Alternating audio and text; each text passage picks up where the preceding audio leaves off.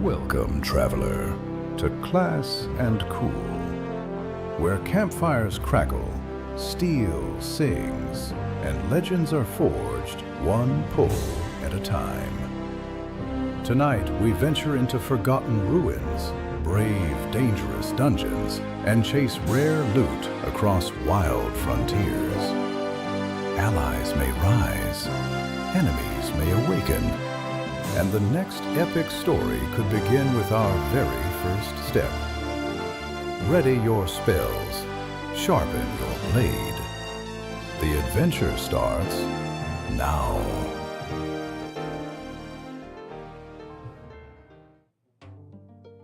Alright, welcome back to Class&Cool, where we check out classically inspired MMORPGs. We were just hanging out for a few days, or I guess a few weeks, playing some Crimson Desert. But today I got that itch and I wanted to get back into some Monsters and Memories. So we're currently in May. This is going to be my 11th day playing Monsters and Memories in the closed beta, which started back in March. And there are some updates. We're going to go over that maybe for about 30-45 seconds, something like that, and then we're gonna hop right in and just hang out and explore and just relax. I want to go on a bit of an adventure today because frankly I just miss Monsters and Memories, and there are some updates. I think I kind of bit my tongue on my last stream because I was regurgitating what I've been saying for months, which is June is when early access was going to launch, even though I was completely against it. I didn't say much about it because I wanted to be supportive, but I did not want early access to start in June. I would tell everyone, I would just let people know, hey, by the way, June 1st is when early access starts. But in the back of my head, I was like, I just think they're putting a lot of unnecessary pressure on themselves to meet such a strict deadline. For those of you that don't know, Monsters and Memories is not a crowd-funded or go-funded game. It started about 5 years ago with 2 to 3 people just talking on Twitch.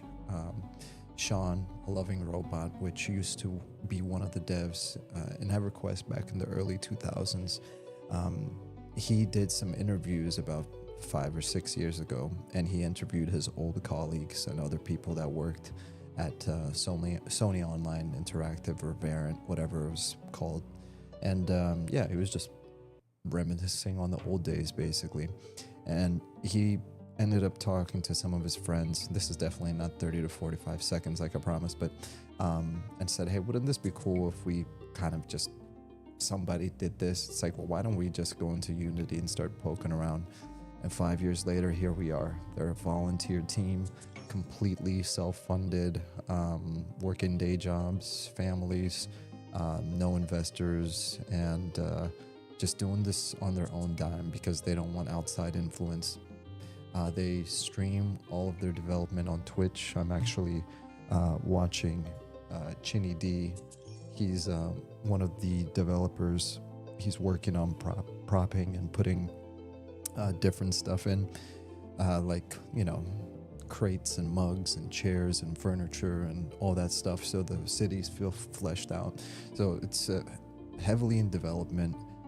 I said all that to say that they did push early access off to October.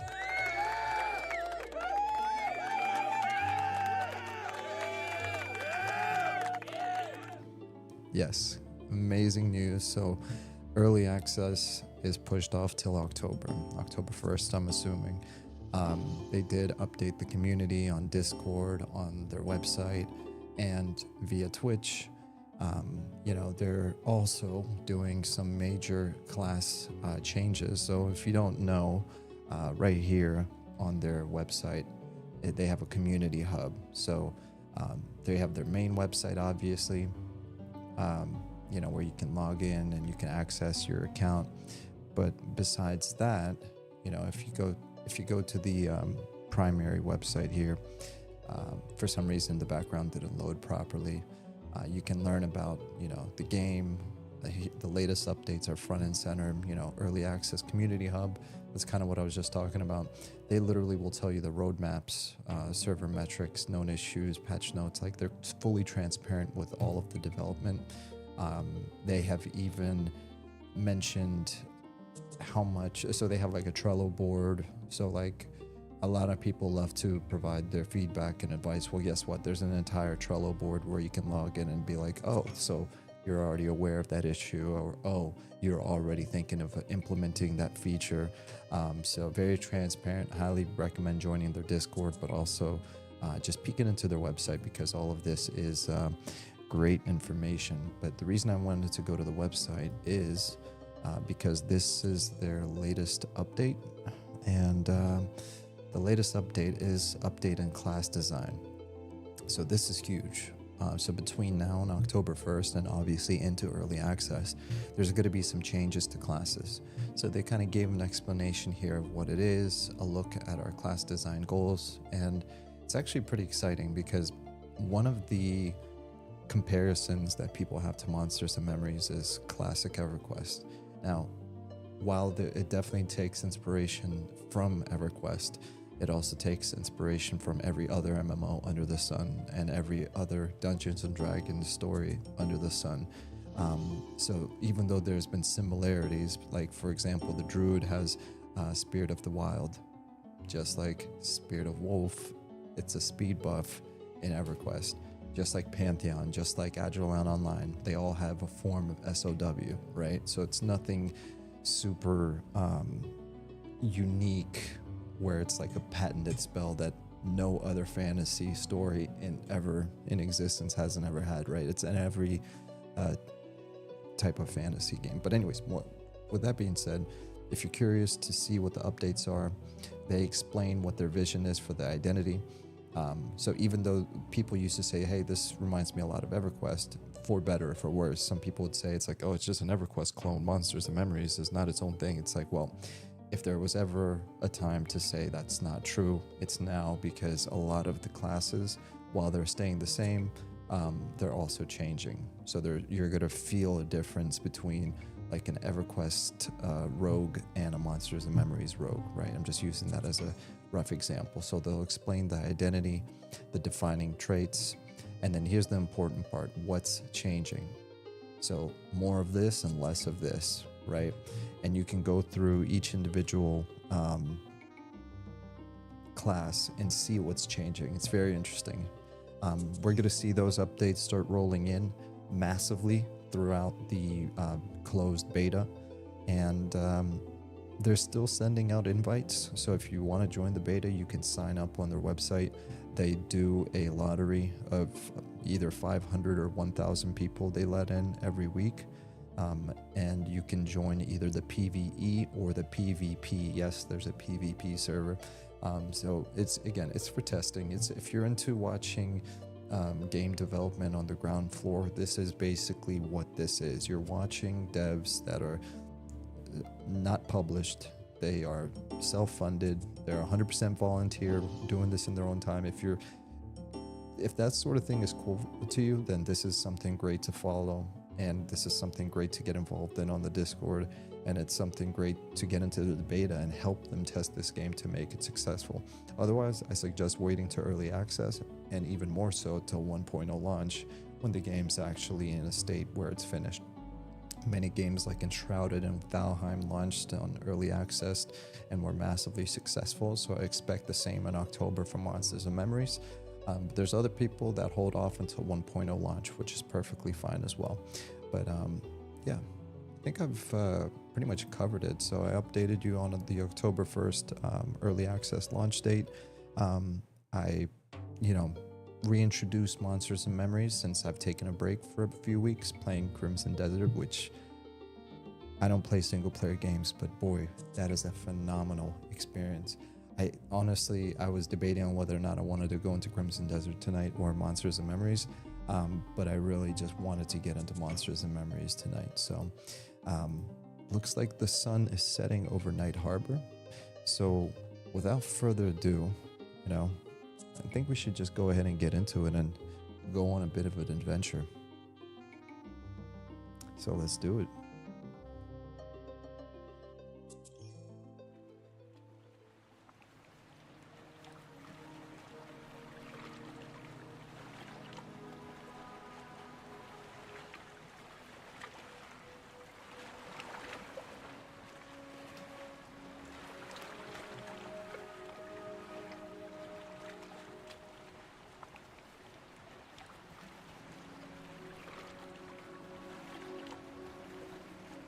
Yeah, it looks like the sun is setting indeed.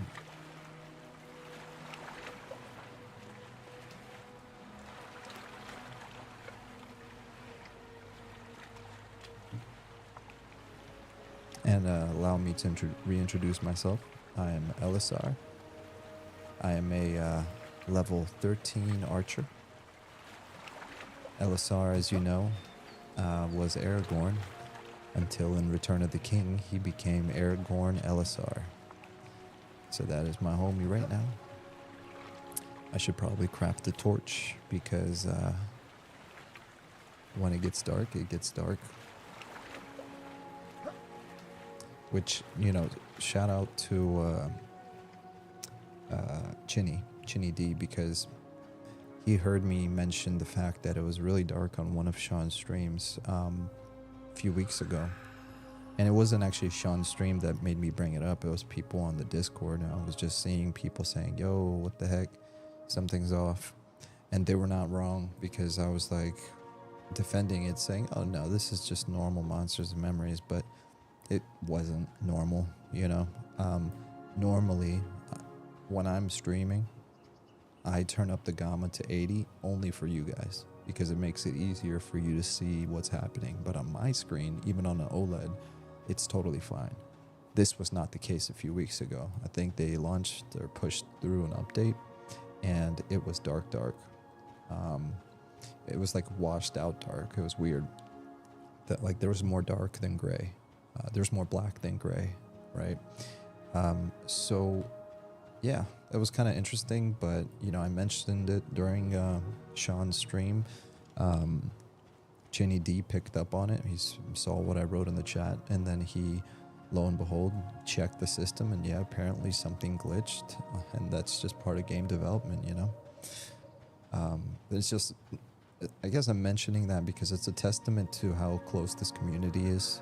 You know, word of mouth from my community on my Discord led to me hopping on stream and being like, hey guys, does this look normal to you guys? To one of the other devs reading that and be like, huh, I thought I was the only one that noticed it. Let me check this out, and so I know I'm not going crazy. This is one of the important things about constructive feedback. When there's truly constructive feedback and you're trying to do it for the benefit of the project, it really does make this game better. So I am going to turn up the gamma right now, just because on stream it looks a lot darker than it really is. Usually pop it up to like 80. And we're going to chill out at the campfire for a bit. I will say one thing though. Even though Chinny mentioned that they updated something, what I feel is happening is, you see how like my back looks very dark right now? Like it's not really defined. And you see how I'm standing here and it's like sort of defined, but not so much. I recall, and it's kind of like extreme, like see how the fade is? It goes from light and then just dark. It's actually much better than it was, but on that day when I noticed the issue, it was only like on or off. So it would be like, okay, there's color and light, and then there was just darkness. But yeah, they definitely fixed it. Still feels like a tad darker than it was. But again, I just don't think that's that important right now, because we are focused on just building the actual world right now. So we're going to chill out at the campfire. We're going to get our rested buff. And, you know, I got my late night coffee. I don't know how long I'll be on, but I'll definitely be on long enough to, good looking, that's a good name for a pet, to fulfill that M&M itch. So I'm excited. Let's see here.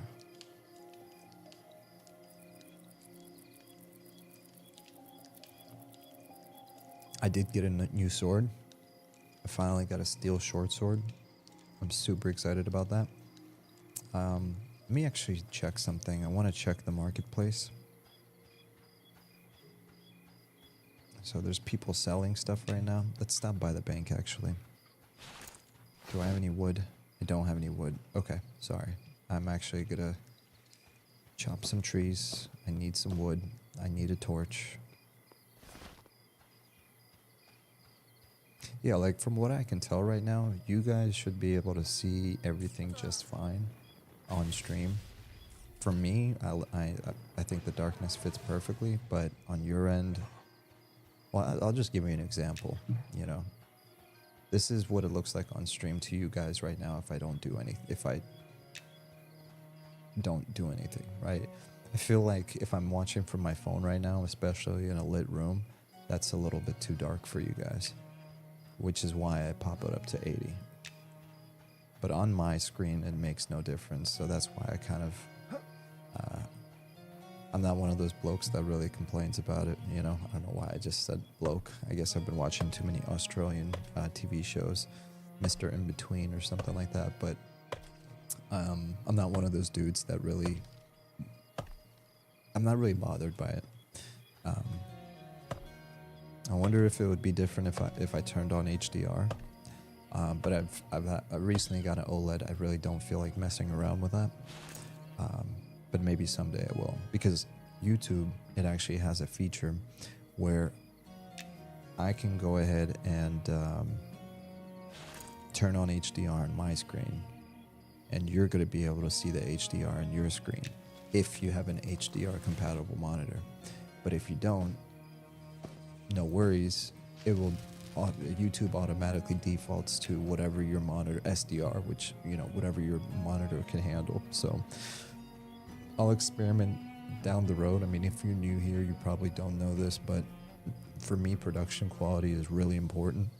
You know, I was listening to, I forgot what that YouTuber's name is. He's the one with the British accent. And he was talking about like how he's taking a break from Twitch. He's going back to making long-form YouTube videos. That's like one or the other. And while I agree with him, and that's one of the reasons why I'm not on Twitch, is because it's kind of a different vibe, different experience. I'm more of a YouTube kind of guy because I feel like the community is catered based on the algorithm, and it helps the right people find my content. And I feel like Twitch is more like luck of the draw. Like if you have more people watching, you get more people to watch.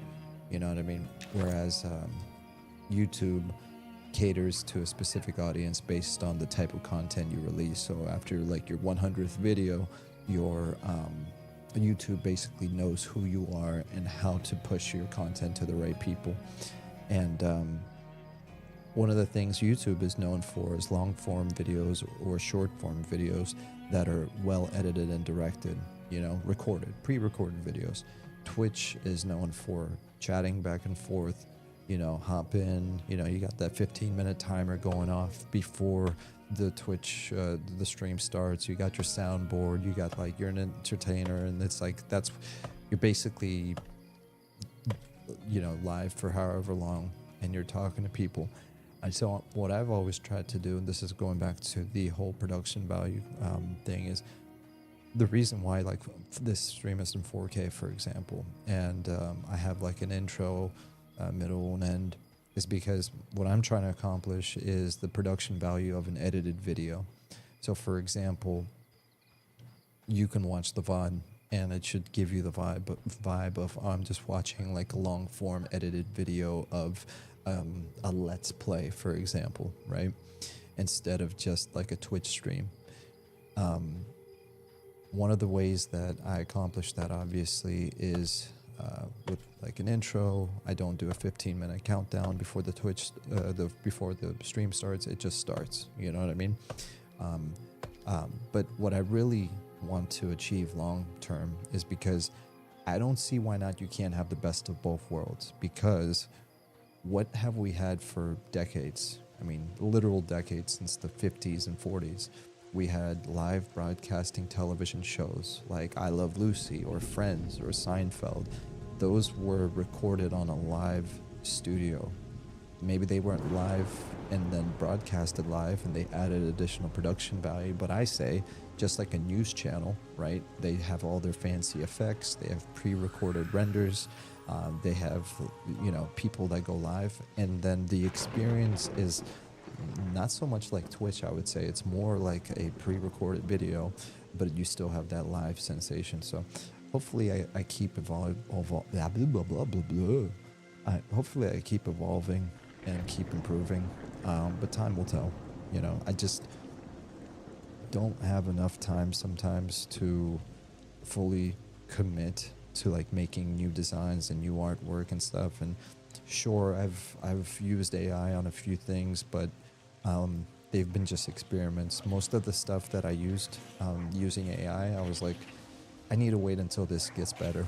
Like all my thumbnails, they're still just screenshots of the game and then text and you know, shading and faders and whatever, based on everything I know about Photoshop from like when I was a kid, you know.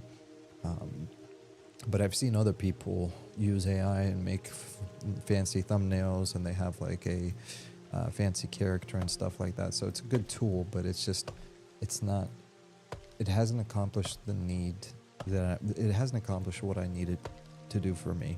Like for example, if I want to do a new intro and it can generate some kind of like a duplicate of Elessar, for example, where I can make him animated and talking to you guys, you know, and then I can cut between scenes, like kind of how the intro of this video is, welcome traveler to Class&Cool, right? Wouldn't it be cool if I can take this rendering, animate it, and have him narrate that, right? And then I can cut between the different scenes of game footage. That would be a good use of AI in my opinion. But if it's too janky or slop or looks like slop, I don't want to necessarily use it. So there's plenty of things AI does right, and there's even more that it's just not ready for. So Ripped and Buff, I like that name. I actually need to get back in the gym, homie. Is this closed or open beta? This is closed beta, but it's only because I was in the closed alpha from way back when. So that's why I'm in this joint. Right now we're gonna go to the inn. And as I'm running around, if I notice new things, I'm gonna call it out.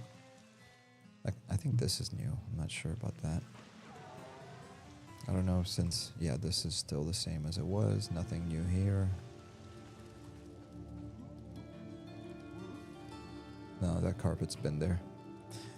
And for people that are not familiar, so it's like a low poly art style with HD textures, painted textures. So their goal is to use a limited amount of polygons, but to use high res textures. So even higher quality than this, you know.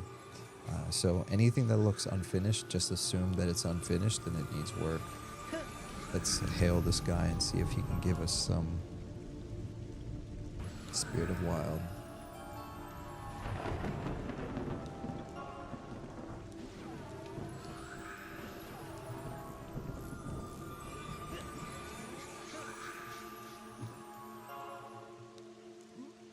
Hello, kind sir. Mind if I get a soul?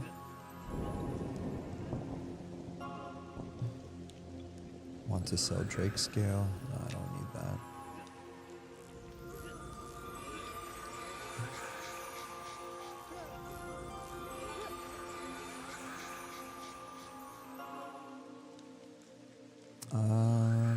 Yes, he hooked that up. You're awesome. Thank you.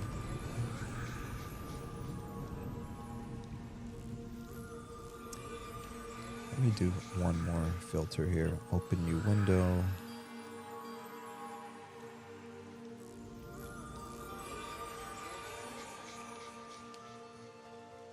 Let's move away.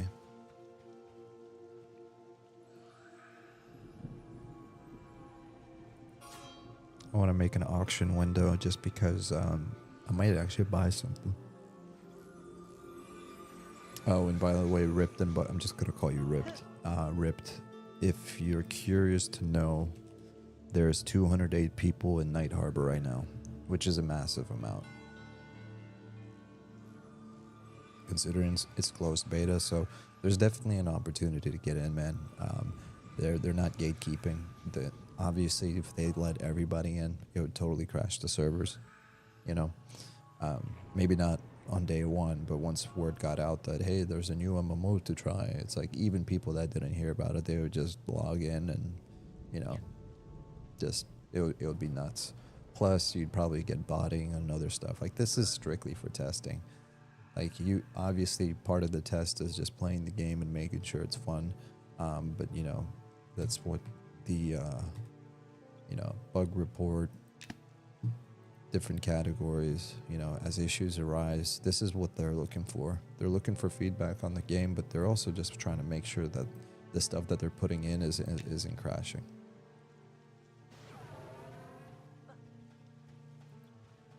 I love these kind of tells. It says out of character, polar cloak, free all white cloak for first 2 int caster private messages.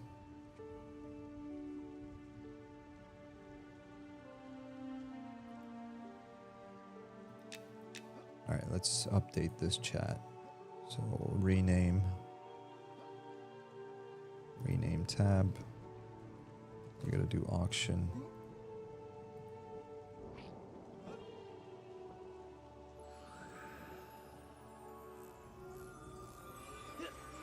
All right, for now we're just gonna put auction in there because I want to see what's selling.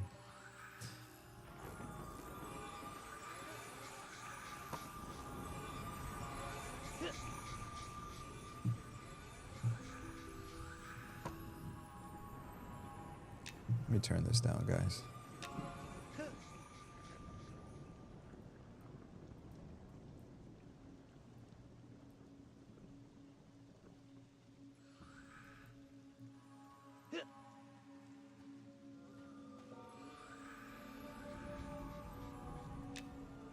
I think that's better.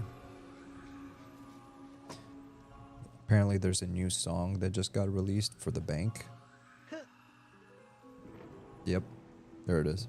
The person that makes the music for this game is Robert Engstrand. All of his music is available online. I highly suggest you check him out.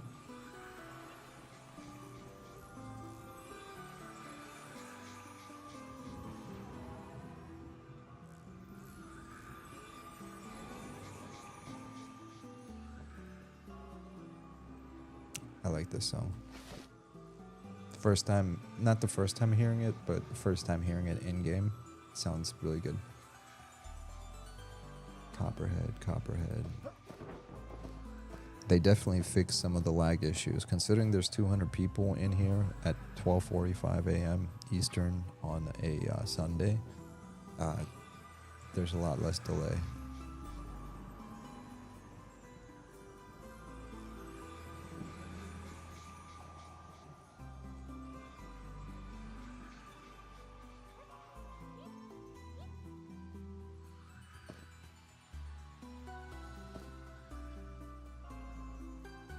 Yeah, this song's fire. I really like this.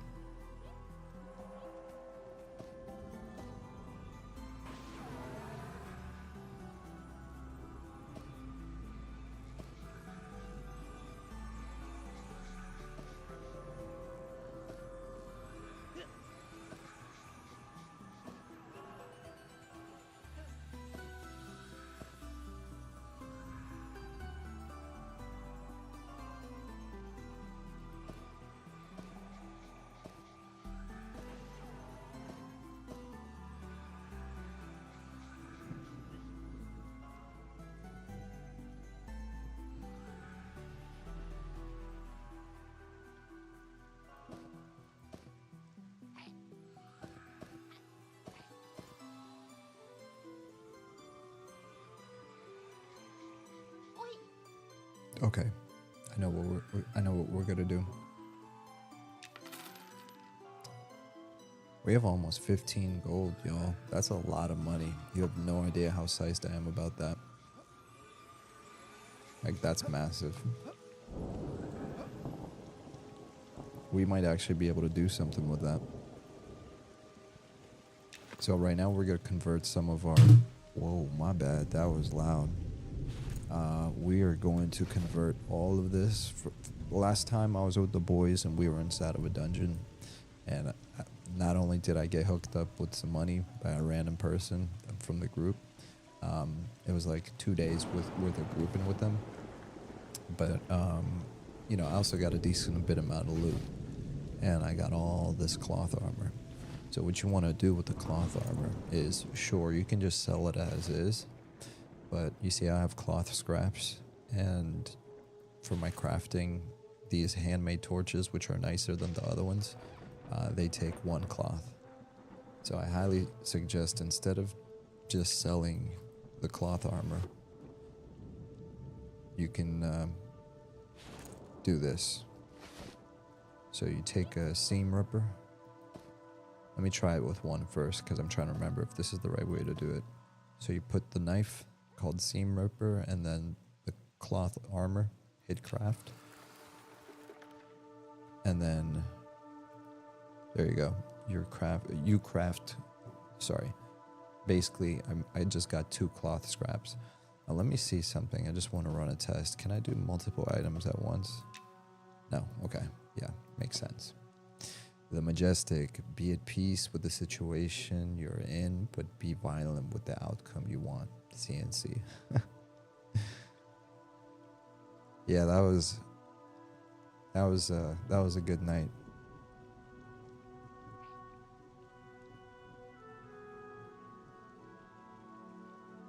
We don't always talk about deep things, but when we do, we go real deep.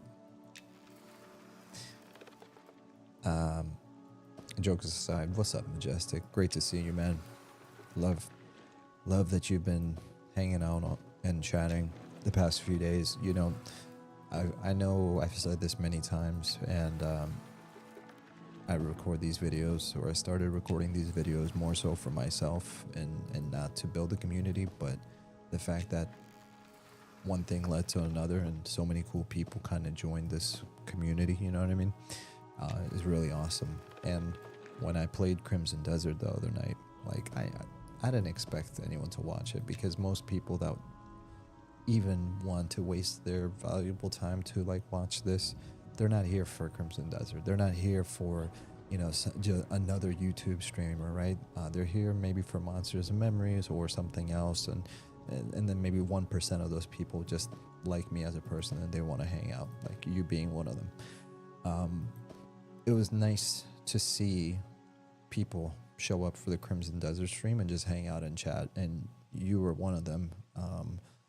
Well, I would say one of the only ones. I mean, amongst, not to be disingenuous to the other people that were there, obviously there was like 3 or 4 other people in the chat. I don't know how many people watched it, because I don't look at how many people are watching, because again, like, I don't care. But I do appreciate when people come in like you and just hang out, man. Crimson Desert was a blast. I'm gonna play it again, but I'm only gonna play it on stream. Like, I don't play video games. Like, when this stream goes off, I don't play any games. One of the things that makes me want to play a game is when I'm hanging out with you guys. Like, this is my new ritual. It's like, if I'm gonna play a game, I'm gonna do it with y'all, because it reminds me of like chilling with the boys. You know what I mean? I've said this a million times. This is the closest thing to us getting together and be like, yo, you want to have a game night? All right, let's meet in your mom's basement, boot up the N64, let's go. Let's do some Blitz, NFL Blitz, oh my gosh, or some GoldenEye. Oh my gosh, man. Super Smash Brothers. Bar none, the best childhood ever. Ooh, okay. Okay, want to sell sturdy battle axe. Two-handed weapon. Nope, don't want it. Give me a second. Majestic said Eminem time. Nice, nice. Yeah, man, I wanted to end the weekend on a familiar note. Okay, the Impaler. It's the Trident of a Fallen Red Mantle Guard. Okay. What is it? Primary, secondary, what though? Is it slash? Is it? I mean, I'm assuming it's a poker, but I thought it says that on there. Anyways, okay, primary, two-handed. I don't want that. Heartwood buckler. Archers can't use that, so we're gonna keep going. Reinforced boiler leather. Excuse me, jeez. Nope, that's also a shield. I can't use that. Dented platinum coin pendant. HP plus 20. Archer can wear it. Save versus magic is 1. Leather thong holding single platinum coin.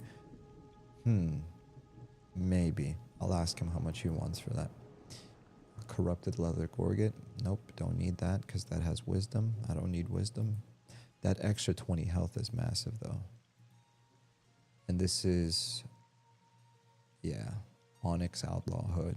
11 AC but 5 intelligence. I don't need that. Let me see if I can snag this from him. HP plus 20. Compared to that, I'd say if the holy.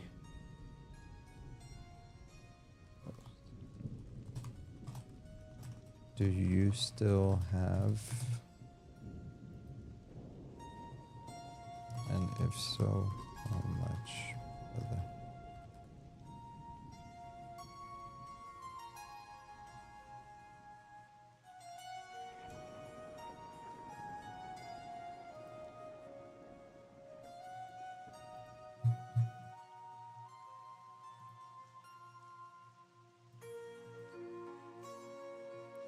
Alright, so I'm gonna see how much he wants for it first, and then we're gonna go. What is this? Protector's Mask plus 4 stamina. 1G.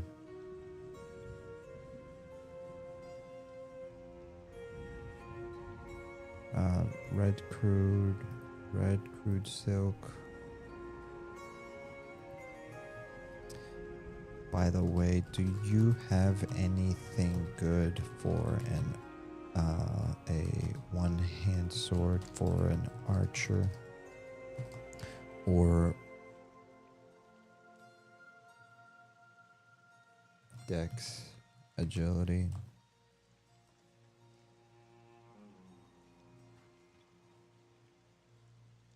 I think we're gonna buy it.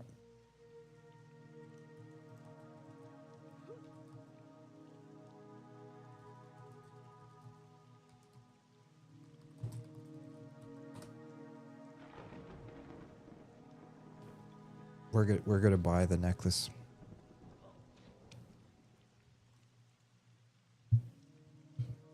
Inlaid Jasper gold earring. We don't need that. The Majestic set GoldenEye multiplayer was effing amazing. So ahead of its time. Dude, it really was. I remember playing as Oddjob, or I think it was Oddjob. It was either, no, there's Oddjob, and then there's the short dude, and then the golden gun. And what we would do is we would play the round where everyone had a golden gun. Then we had the slapper. So it was the one hit slap. And so you had no weapons. You only had the slapping. Freaking, oh gosh. Like, I genuinely look, but you know, everybody says their childhood, their generation was the best. But I'm looking at it objectively from safety, peace in the world, economy, I would say even like progressiveness, right? Because like a lot of the stuff today is like about social justice and this. We were in peace. Like we've solved all the world's problems. You know, everyone was just getting along. You know, you didn't have to preach diversity. We just we were all tight. You know, the economy was great. Gas prices was low. It was back in the day when you could still buy a house, and you know, you'd see those commercials where it's like $299 a month to lease a 1997 Camry, 0 APR for like, you know, the first 2 years or something like that, some crazy. And or if you bought it in cash, it was like $18,000 brand new. Now, if you get a 2026 Camry base model, it's $40,000. Houses, you know, my parents bought their house for $270,000. It's worth $570,000 now. We didn't have any major wars. Yeah, you had the Gulf War going on, but I mean, that was more of a conflict, you know what I mean? It didn't like affect us negatively. You had all the technology coming out, so the personal computer, the laptops, the iPod, right? You had game after game after game, and graphics was getting better. And that's like from the perspective I remember it was, because I was a kid.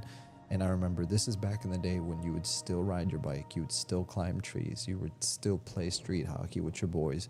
You would go out into the woods, and then you'd find a little tunnel that goes underneath the highway, and then you'd light a piece of plastic on fire, and then it would drip and it would burn you, and you'd run home crying and be like, Mom, I burned myself. And it's like, how did you burn yourself? That looks like a plastic burn. It's like, oh, don't worry about it, Mom. I was definitely not underneath a tunnel of the major highway in our neighborhood. You know, we would go to our friend's house and hang out and play Nintendo 64, or before that it was SNES, and then it was Xbox, and then the first generation of Xbox Live, Modern Warfare. Just, I mean, like, so many good experiences, and we still hung out outside. We still had those third places where we would hang out, at the library, at the mall. The mall was lit. The skateboarding generation. We you know, this was back in the day when we'd be listening to like Linkin Park, 311, heavy metal, you know, underground rap. And we'd be skateboarding. You had Bam Margera, you had the Jackass, you had Tony Hawk was just coming up. Oh, you had Tony Hawk Pro Skater on the PlayStation, which was peak skateboard gaming back then.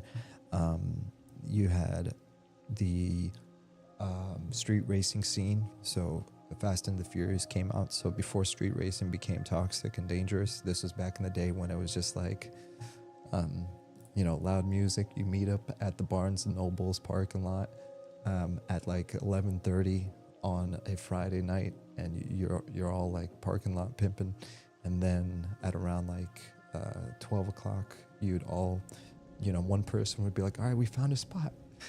And everyone would follow, and the entire parking lot would follow, because everyone else was like spectators, right? And you had the Rice Rockets, you had the Mustangs, you had everything, and we would all roll out. And I was like 16 years old. I had a Honda CRX, a 1991 Honda CRX with a B16A1 swap. So the car itself only weighed like 1,800 pounds, but I was pushing 170 horsepower. And because of the weight and HP ratio was so low, and I was like literally dropped to the ground, it was a nimble car, and I would beat 5.0 Mustangs at the line. You know, I wouldn't always win on the quarter mile because they had more top end, but at launch, every single car would be like, especially with the VTEC kicking in. And my motor was tuned that it would redline at 9,000, so that thing was loud. Anyways, so we would leave Barnes & Nobles, we would get on the highway, we'd play reindeer games on the end of the highway because there's like 40 cars. We'd get to a back road somewhere in, I'm not going to name the state, and then it would be a place for all the cars to park. And then you just have the straight and narrow, right? No cars, you know what I mean? There was a lookout to making sure no cars and no police was coming. Like, it was really safe, like, considering the bad stigma that racing has today, because I've heard stories of what street racers do today, and then like street takeovers. It's like, it was not like that growing up. We legit were having fun, but we were responsible. Like, we would kick people out that were causing heat to the scene. You know what I mean? It was literally just like Fast and the Furious, the movies. Like, we would take what we saw in the movies and we'd be like, yeah, let's do that in real life. Not to mention the music. We had all the hype music. Like, even pop back then was hype. You had NSYNC and Backstreet Boys, but then you had Ludacris. Okay, this is how you know that it was peak music too. Will Smith was at the top of the charts, and he was bragging about how like he would never cuss in songs. That alone should paint a picture of how dope the late 90s, early 2000s were. Did this guy send me a tell? He's probably got... sorry, I got super distracted there. Where can I meet you for the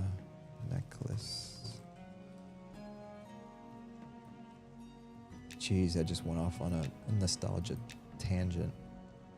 But you guys know, I don't usually talk about the nostalgia stuff. It's just... nostalgia stuff can be kind of cringe sometimes unless you do it in a healthy manner. You don't want to, like, start getting older and live in the past. Like, you got to be in the present, you know?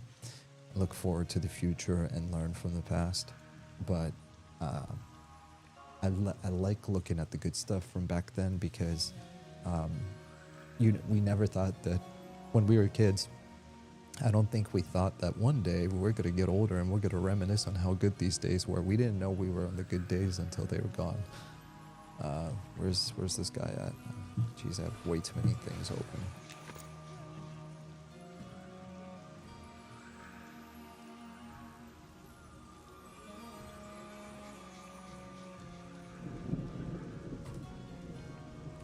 Oh my gosh, I'm so behind on chat. Majestic said I was on a streamer's... Hold on, let me pay this guy.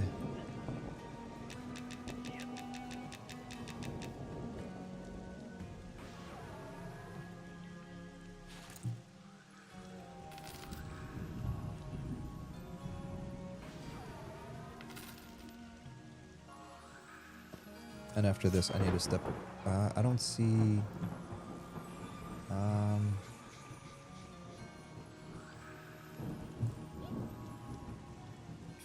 Not seeing the necklace for some reason.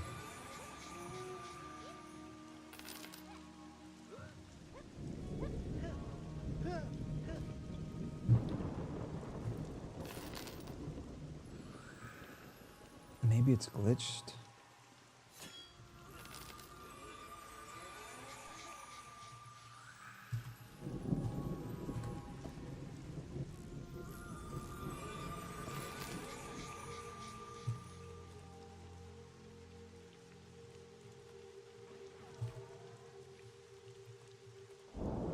Alright, so it was glitched, but I got it.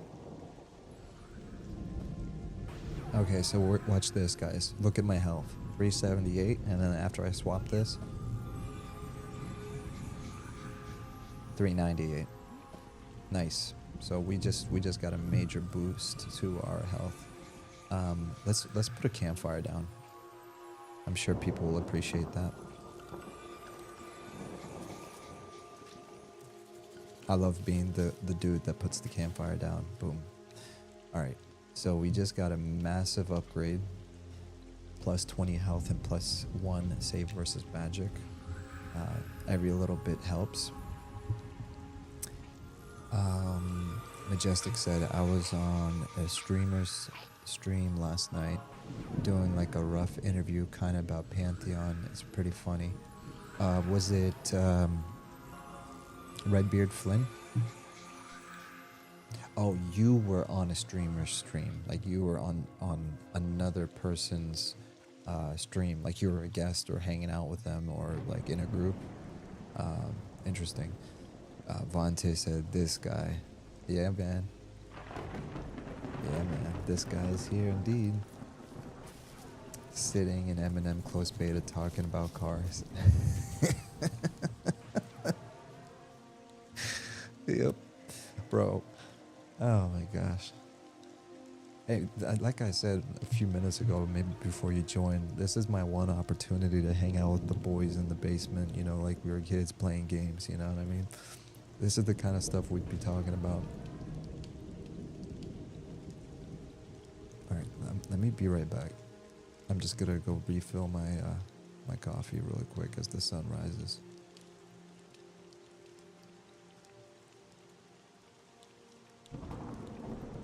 Alright, I'll be right back. And how am I doing tonight, Vontae? I'm doing great.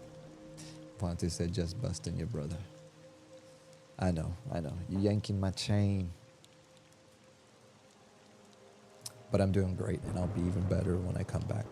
I'm just gonna grab my stuff. Oh, look at the beard. Oh man, he's gone. Darn it.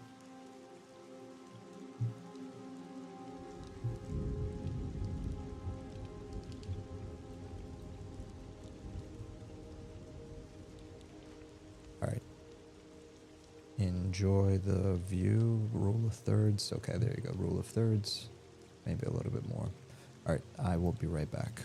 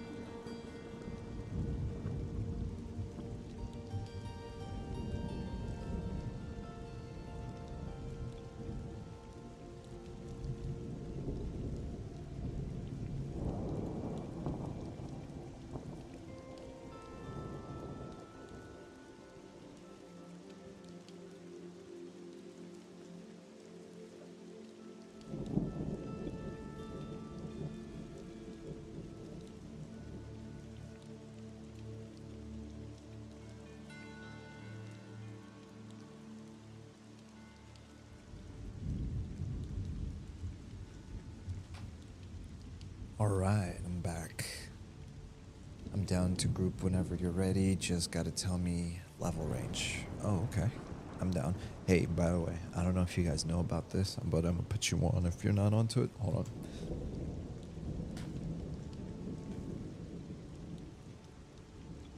Yeah, this joint's good. I've been eating these for a long time. I like sour candies and I like gummies, and these are 50-50, so they're like half sour and half not. Or I think some of them are. They have like a breakdown of what's what right there. And no, I'm not giving you the finger.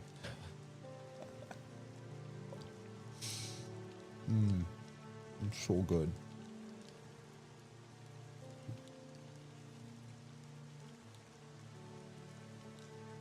So before I do that though, just give me a minute because I want to see if I can buy anything else. I'm trying to buy a new sword. So a little update. I upgraded to a steel short sword, so I'm pretty excited about that. But let me see what other cool stuff. Like, I love seeing the economy so active. There's some genuinely cool stuff I didn't know that existed in the game. And a little birdie told me that they buffed the bind wound and healing regeneration, or like mana regeneration healing, something like that. Probably temporarily, but still, that's really cool. Which means I need to get some bandages. I have some cloth. I need to make some more arrows.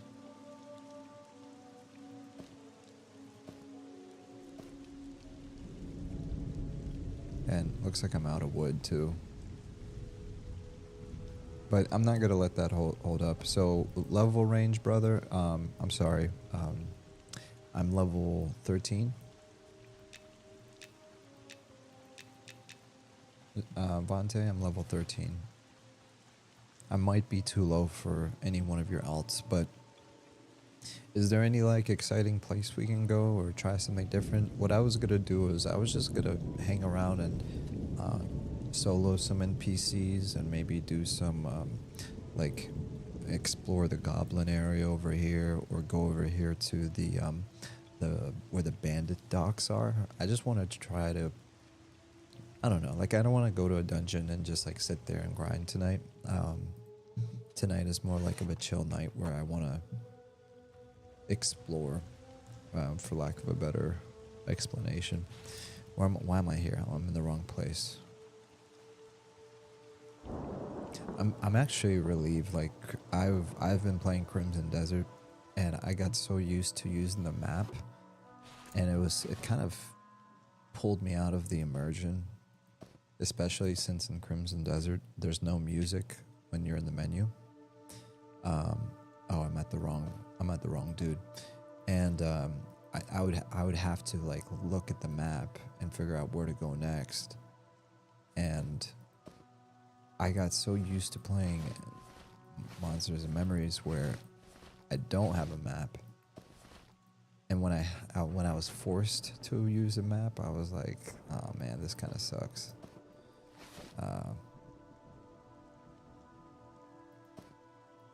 And I was getting lost more often than not. And like here, because I'm familiar with the area, I know exactly where I'm going, just because it's like I've been there before.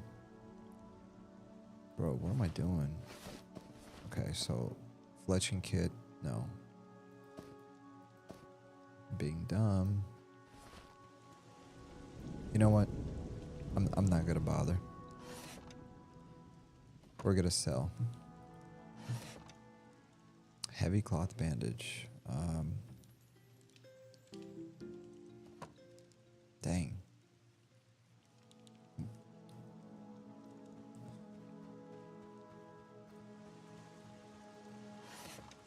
Okay, never mind. Sorry, I was having a blonde moment there. Let me see what kind of used weapons he has. So, oh, I remember how we got this steel short sword. I had somebody craft it for me. Is the steel short sword still the best one? I think so, right? Oh, and I also got an upgraded bow. Hold up. Worn fine wood bow, 9 damage, 40 delay, 12 now. See, I want something, the lower the delay, the better, because for an archer, I want to be able to shoot the arrows faster. Yeah, so this is the best one. At least that I have available to me right now. Alright, Bloodstone, Mark of Thrallmaker. Haste? Whoa. Cloak of the Blood-Nosed General? Plus 10 haste? Bro, that's crazy.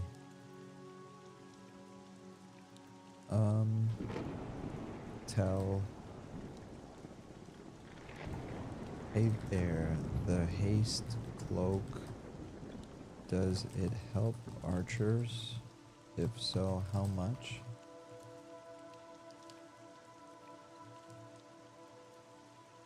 Tell I'm out.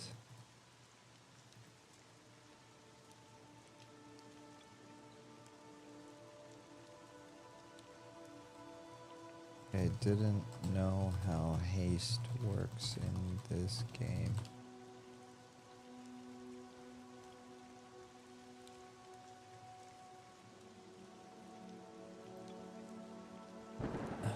Two strength, basilisk scale.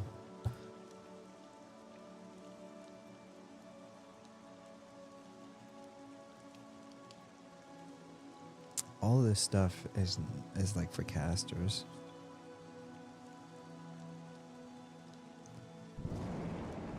Oh, good point. I forgot about the quiver. I appreciate the transparency. If you have any archer gear for sale, like Agi, Dex, or a one-hand/weapon, feel free to let me know. Okay. What am I doing? What am I doing? I don't need this. I had something on the top of my head, and then I completely freaking forgot what I wanted to do. Dang it. There was something very specific that I wanted to get. Oh, the quiver. The quiver. So, trainee's hip quiver. Oh, range haste plus 10. Okay. Alright, I do have haste. I completely forgot that I had haste. I completely forgot. Auction. Want to buy new bow.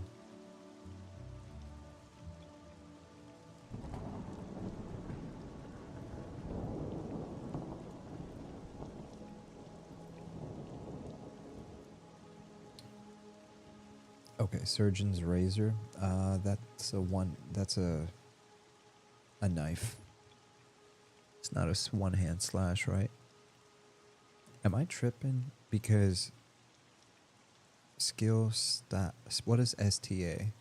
I could have sworn that.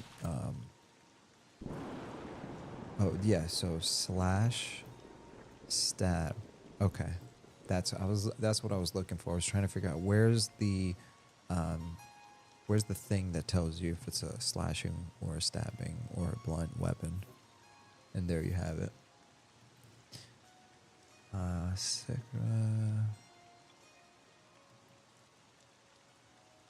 Desert. They got a whole lot of armor for everyone else, but Archer's not getting a lot of love right now. Sushi leaf. Wolfskin gloves. Another dagger. Oh, here you go. +2 rope, blessed waist, 4 AC, +2 wisdom, a 50 length rope. No. I mean, it's got +2 agility, +1 dex, but unless it's like super cheap, I don't see the point. I just don't need the wisdom.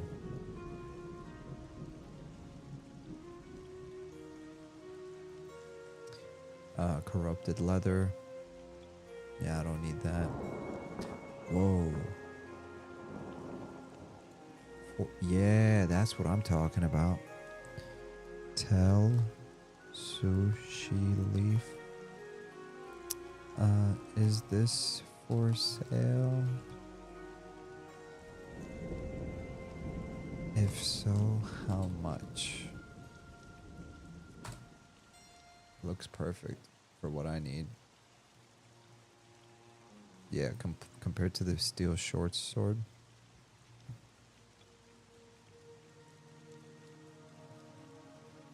Or, tell sushi leaf for a baby archer.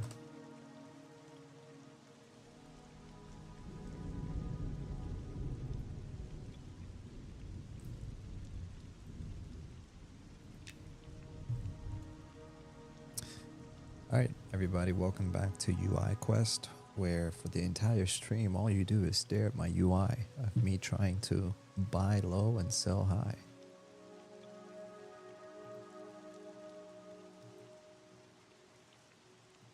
Bludgeoning. I hope Sushi Leaf responds. I kind of really want this scimitar. And archers can use it.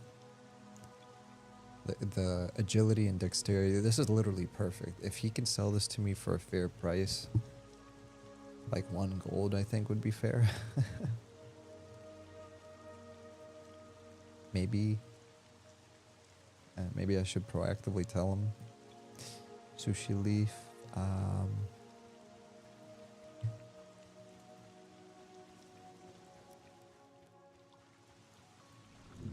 Let me just send him a tell. Wait, did he respond?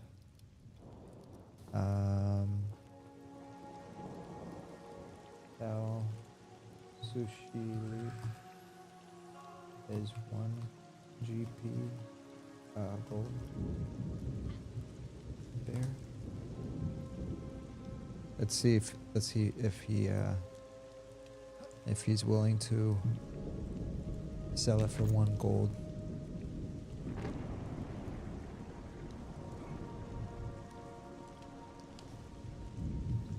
All right, let's move all this UI stuff out the way. And let's see if he's willing to accept my offer of 1 gold. And if we can find him. Where is he? Stabby, Carlin, Root.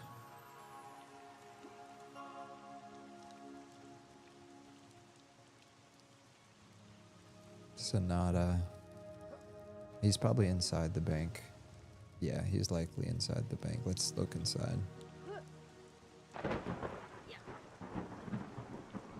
I feel like I've messaged him before in the past. He's either bombarded with tells or he blocked me. No, I'm sure he didn't block me. He has no idea who I am.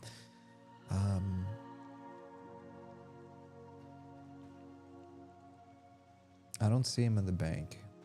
So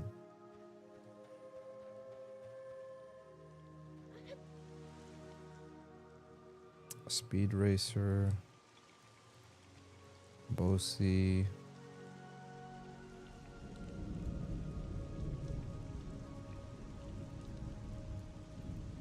Bro, I have no idea. Alright, well, since he's not responding, I guess we'll just keep going.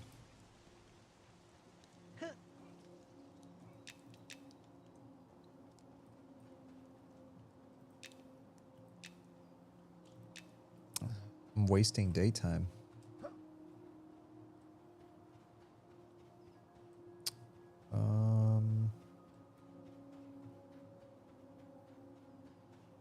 He's not even posting his stuff anymore.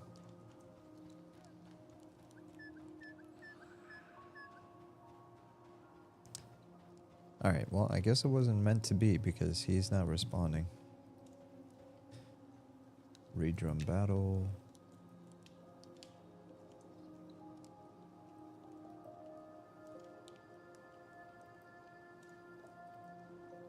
Yeah, that was the closest item I could find that actually benefits me directly as an archer. It literally ticks every single box. Even if I don't use it as a weapon, because I use my bow and arrows, it is still everything I need from the perspective of I need dexterity and I need agility. Let me see. I want to physically find this person. I'm stalking him now. Now I'm on a mission.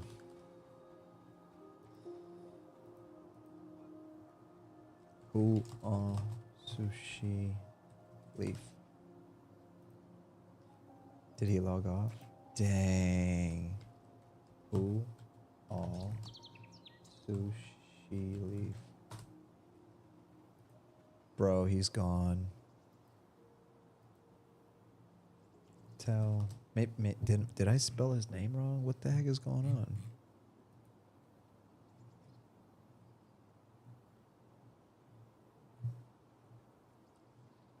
S-U-S-H-I. Hold on. Tell S-U. Hold on. Tell S-U-S-H-I-L-E. Hello? Is the for sale? Hello, is this for sale still? You cannot tell. Fine. Okay. He's offline. Unlucky. So let's go into our little notepad. Type in sushi leaf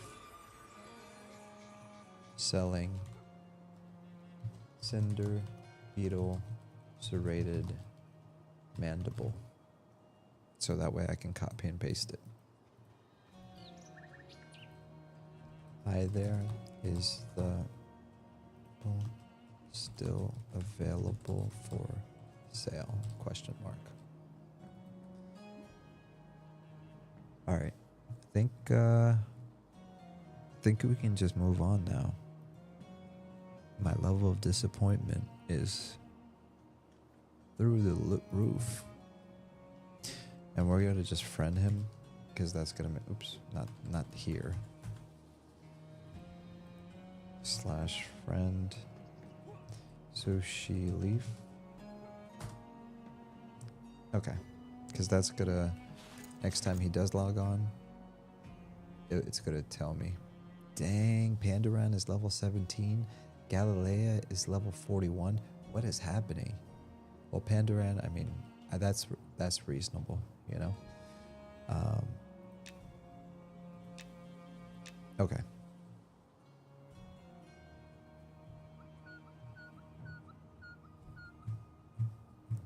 I got one more thing up my sleeve, and then we're gonna do this. I know you guys are sick of my crap.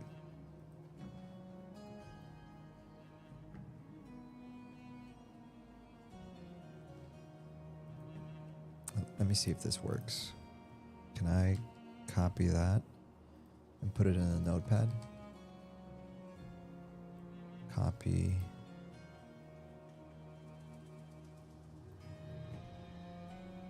No, that's not going to work.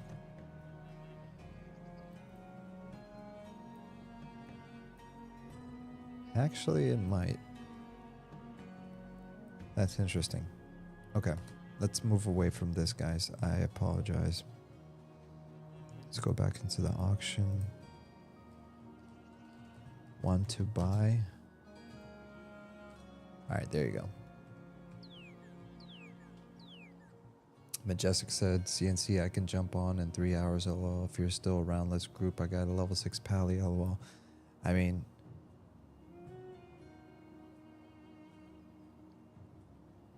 I can leave my character up and you can just like, I'll do /follow and I'll just watch you.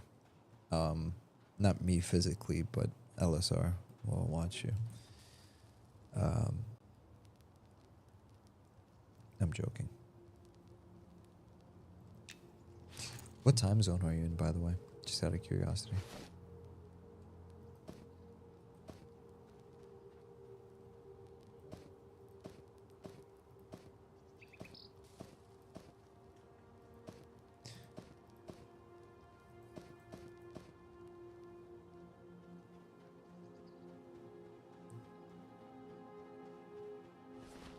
Alright, let's go attack these goblins. I just want to see what happens.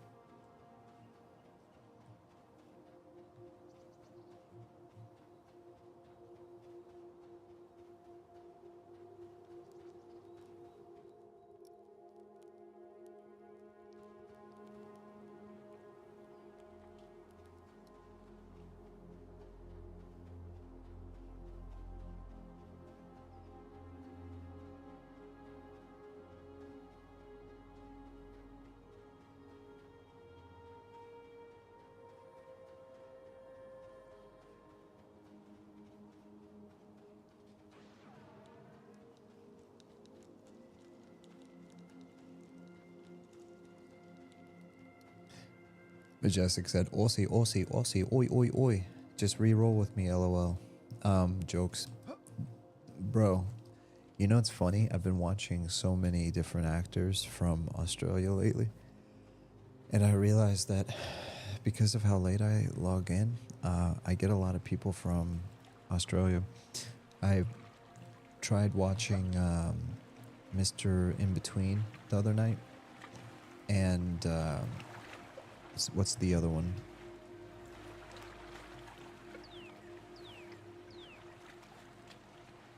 What's the other one? Not Superbad. Why would I even think Superbad? The Boys. And I realized some of those actors or actresses were Australian. I was like, man, we got a lot of good talent coming out of Australia. All right, let's try this.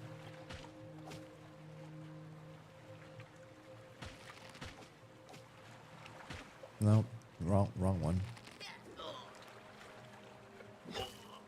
Let's run away. Let's kite him.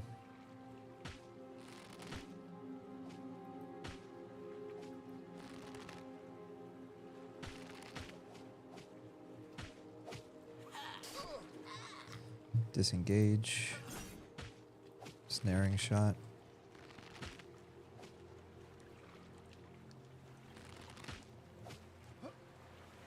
I wish the snare on the archer was a little bit longer.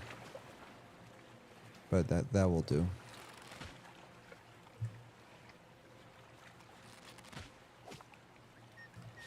Alright, let's see how much XP that gives us. If we still have our rested buff, that is.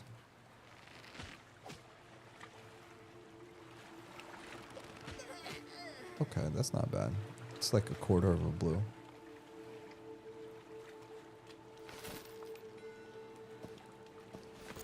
I wish they would drop more cloth though. That's what I really want right now. Russell Crowe, Mel Gibson, all Aussies. Dang, that's crazy, dude. That's a lot of. It's a lot of Majestic said. That's a lot of talent coming out of Australia. Bro, Mr. In Between is so good. Majestic said. Ray is the effing man. I'm like, Ray. Oh, you're like, Ray. You remind me of Ray. I can see that. Dang, such a good show. Vontae said, I was kiting today on my Ranger with an Archer partner. It was so awesome. That sounds like a great combo, especially since I think Archers get a proper snare, right? A Goblin Drunk. This one's green to me. I wonder if I pull this guy, if she'll come join the party. Oh, this is new. They added some graffiti. It's a nice touch. Alright. Well, I'm not going to stick around. I just wanted to see what it was like to kill these dudes.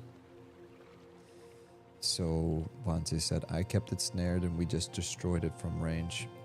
Yeah, I mean, the real damage when it comes to an archer is, range damage. So, that's what I would prefer to be using. Man, just my luck, dude. Why did that dude have to log off right when I saw the thing that he was selling?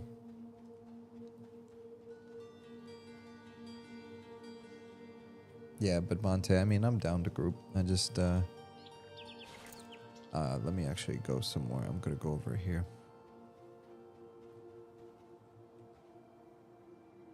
Yeah, they definitely fixed that darkness issue. Because you see how I can still see my cloak right now? And it gradually changes. It was just going from white to black when there was that issue. So...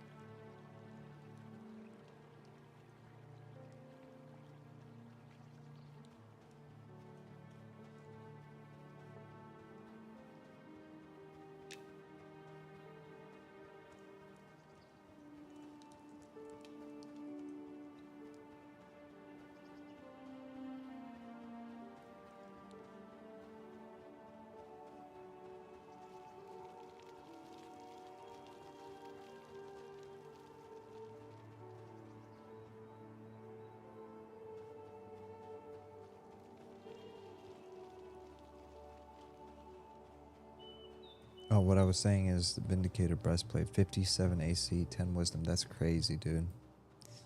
That is crazy. All right. I kept it snare. Yeah, lots of us noticed it, man. Good call out. Monte said, "Oh, the darkness." Okay, good. Yeah, because at first I didn't notice anyone talking about it, but I'm glad that people were talking about it. All right, you have no current mount. A white stock horse.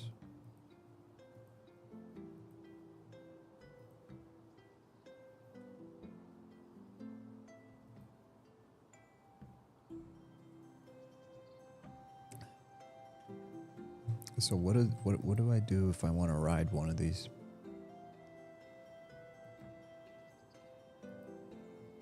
Okay, so this I can ride. Human, white pony. Okay, white light horse.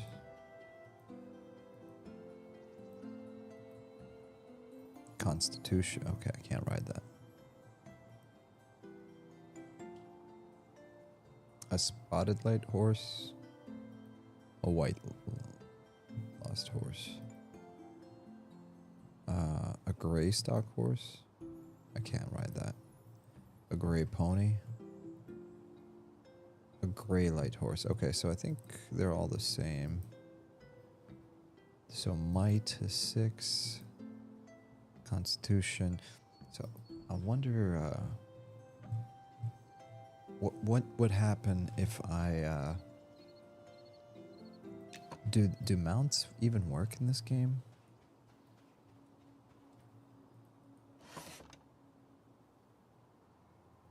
Level 15 required. So I can't even ride one until level 15.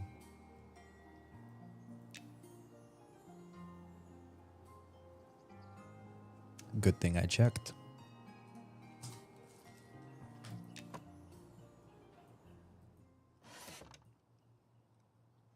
Basic pack rigging. Okay, I get it now. So you got to be level 15 to learn how to ride. You need to get one of these things, which is a basic pack rigging. Basic rigging to load up a pack animal.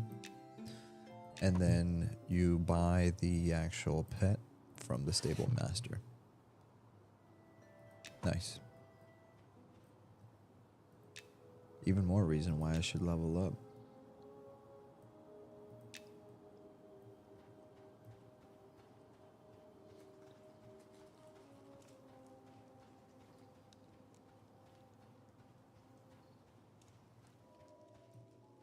Alright, my rested buff is about to leave, so we're gonna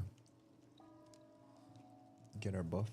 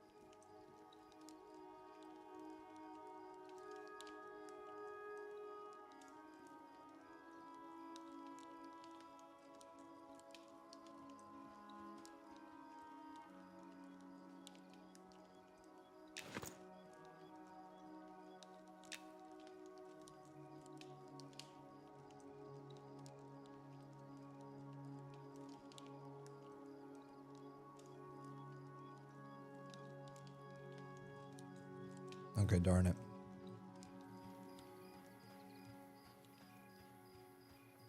I don't have Sal. So.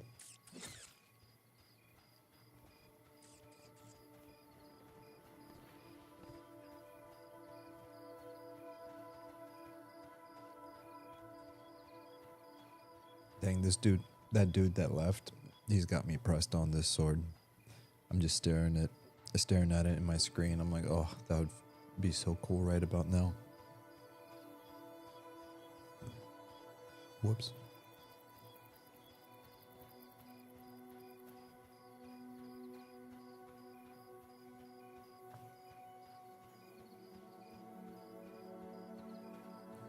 By the way, Monte, are you on right now? Are you doing anything? Want to sell whispering? Pot helmet? +1 stamina? No.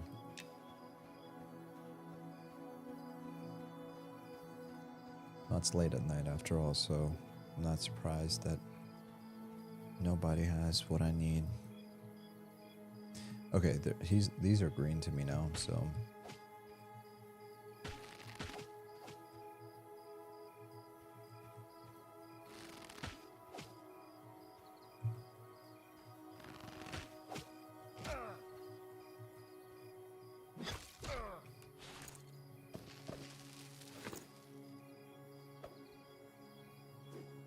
Might as well get my my one-hand slash up a little bit.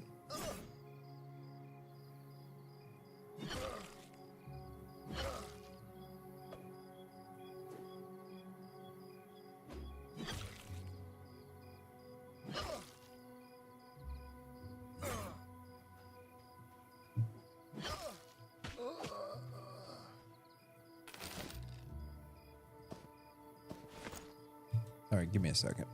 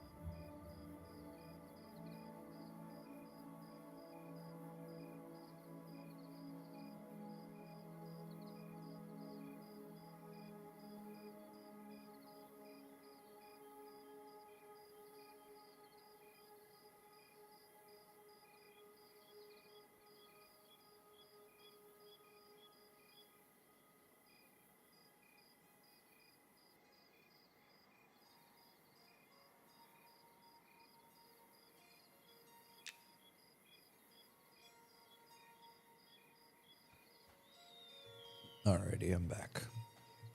Just needed to double check something.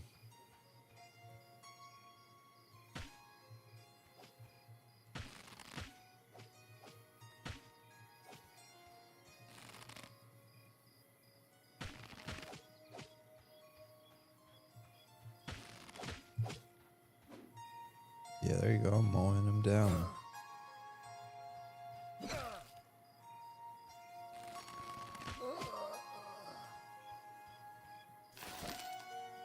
There you go. Now we're getting some cloth.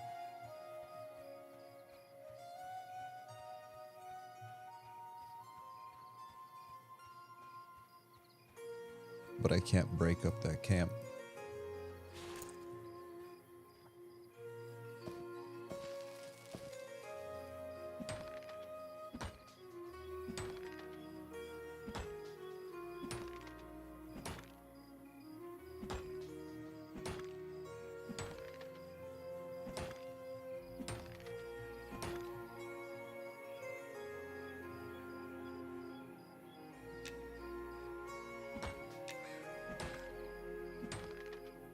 Oh, and by the way, don't forget, today is May 10th, so it's Mother's Day. So make sure you send out your text messages or cards or do everything y'all do. I had to remind, actually I didn't have to remind my kids. I'm actually really proud of them. They have been preparing all week to wish their mother a happy Mother's Day. That's the one thing in life I'm proud of is my kids. It's literally my only accomplishment. Besides being the #1 Eminem player in the world. Oh, so funny. Me so funny.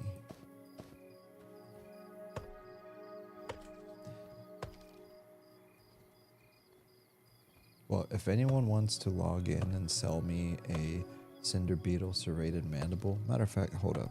Let's see, where do we get this thing? Timeout. Because I'm Cinder mandible. Because we're gonna find out today. I'm not playing this game. Well, technically I am playing this game, but okay. So Cinder here. This is what I need right here. Cinder Beetle serrated mandible.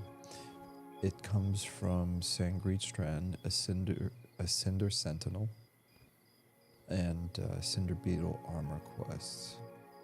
So it drops from an actual mob. That's 23 plus. So hear that, Vontae?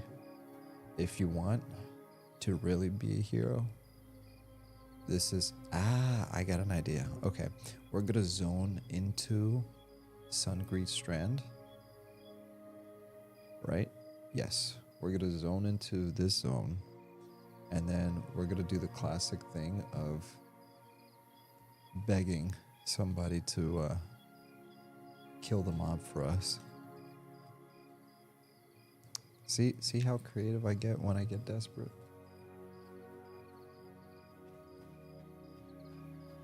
It's just, see, that's how you do it, bro. When you get desperate, you get creative.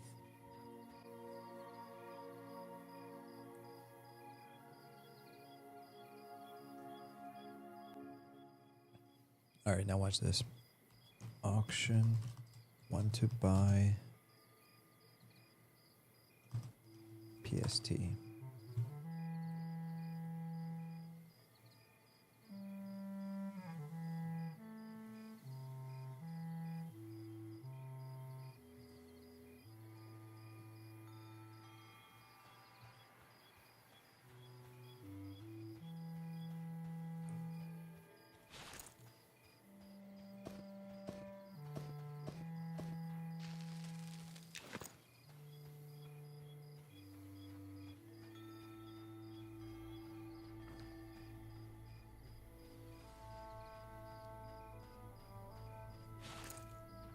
I wonder if the, am I tripping, or Holy Ghost is selling another dented platinum coin pendant?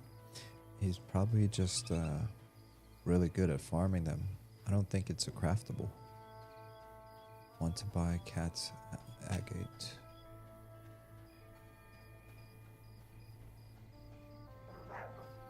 Who's chasing me? Bad idea, bro. Bad idea. Because I'm a bad man. Look at the damage I'm doing. What's my slashing at? 44 out of 65. Forgot to loot you. Nope, don't want it.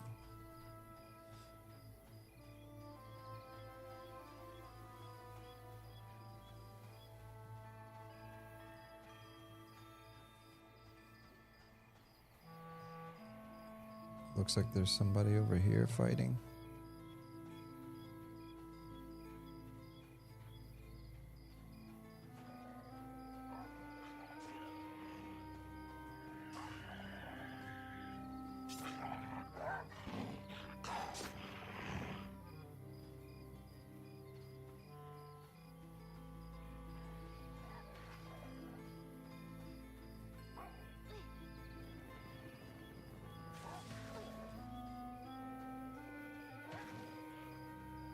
Am I high enough level to mine this yet? Nope.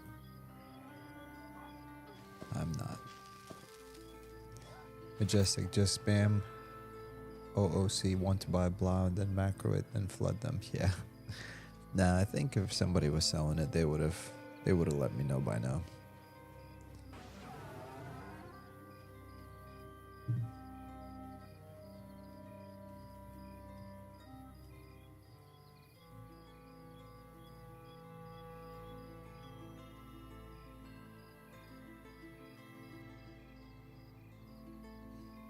But yeah, there you go. I'm spamming right now.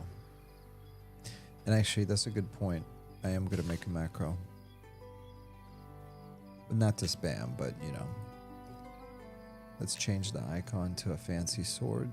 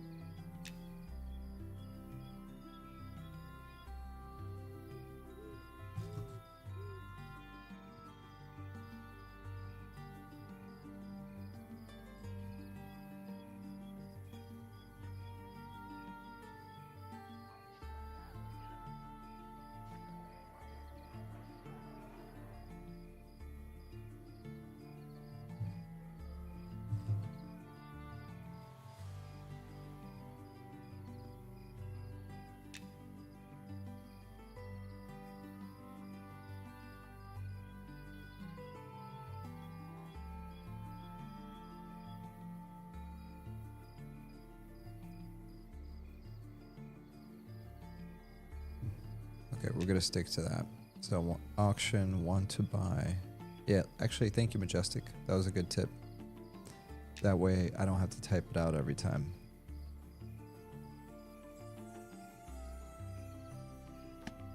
Okay, let's call it. I mean, let's not call it. Let's go back into town.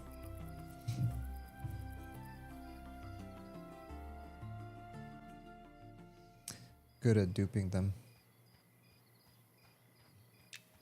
Oh, you mean duping weapons? Oh yeah, that's the play, right? All right. Well, I kid. Did they update that tower? I think they did. That looks like a new design they added to it.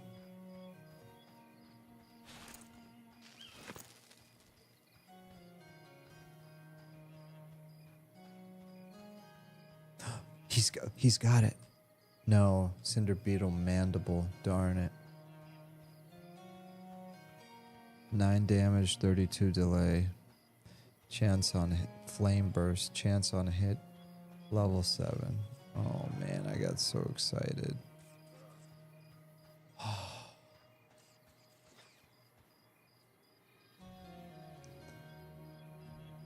Let's compare.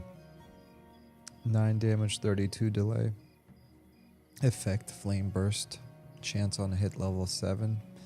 Versus a 9 damage attack. I mean, this is OP right here, man. This has everything I need. Because I don't need mana at all.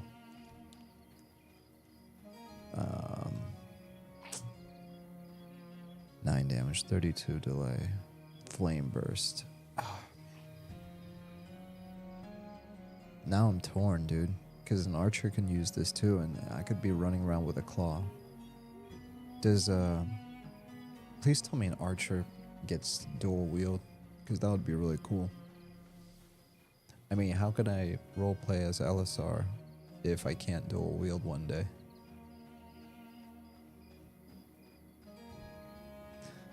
Tyrion said, an out of character, looking for someone with a mount for quick help, please. I wonder what a person with a mount could do to benefit him. Tell Holy Ghost, hey, me again. Any chance you have a...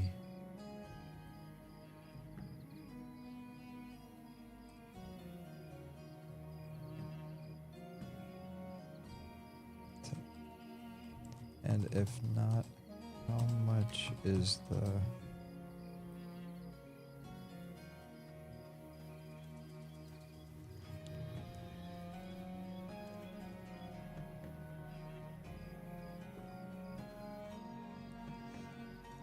I mean, what are the chances, honestly, when you think about it, that as soon as I messaged the dude, he logged off for the night?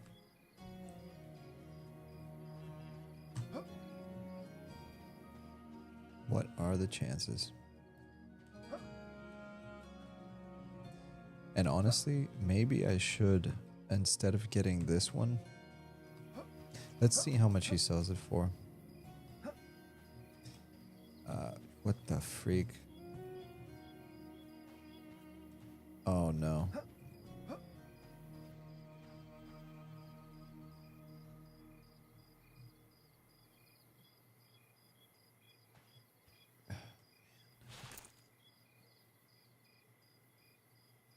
$932. I don't know, man. Let's try it. Whatever. Are you still at the bank?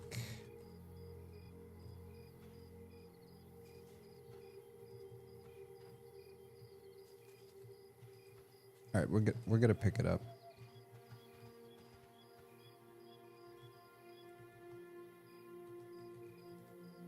Reload. Thank you.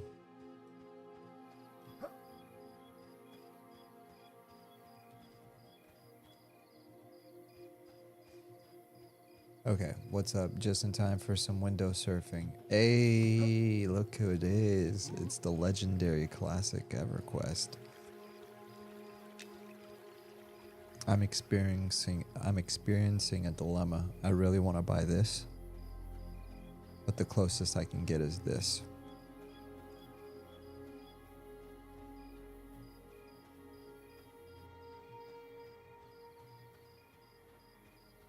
What a dilemma.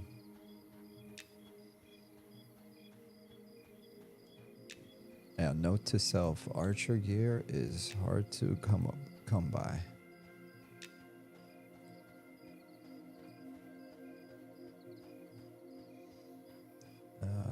Sturdy battle axe, butcher's cap, stolen circuit basilisk scale. Yeah, I mean it's 2 in the morning. That explains why there's not a lot of people to sell me what I need. But oh crap! Oh crap! Oh crap! I'm getting chased.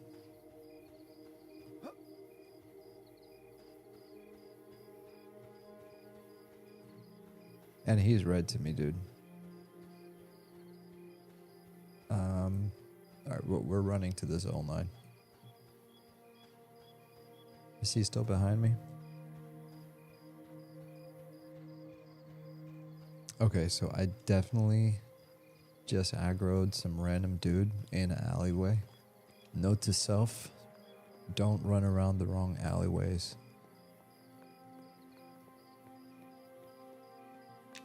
The claw has mad style points. Yeah, I mean, that's what I'm kind of looking forward to. But honestly, hopefully the whatever the effect that it does. What's the effect? It's something along the lines of I don't know. It was some kind of spell effect. Let me see what I did. So not this one. Chance on a hit, level 7, flame burst. So I mean that's some additional DPS. If I can get that to land, then we're good. We're good in the neighborhood. Rathmere Spyglass. Yeah, all this caster gear, man. I'm not taking no chances.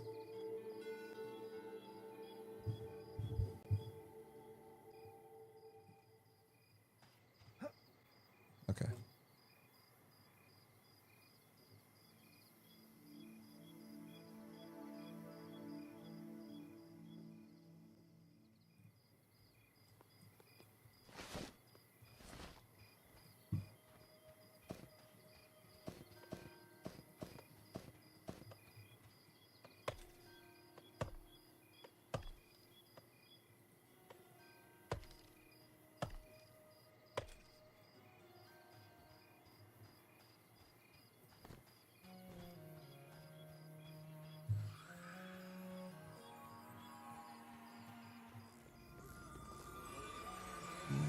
No.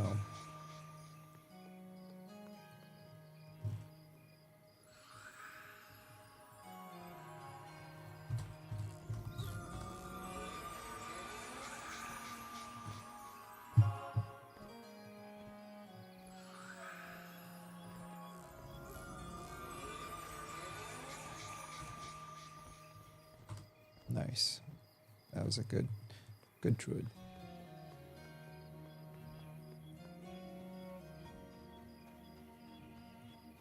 Any more wood?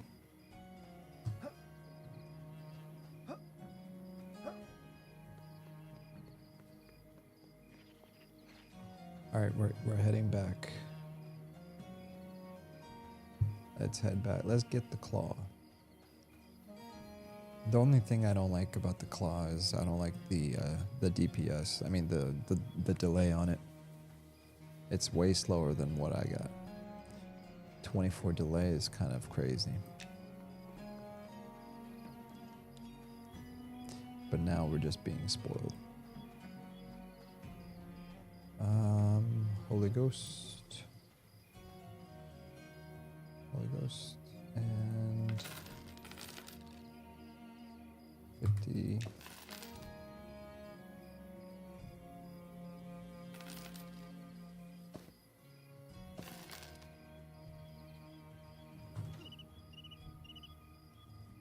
Thank you.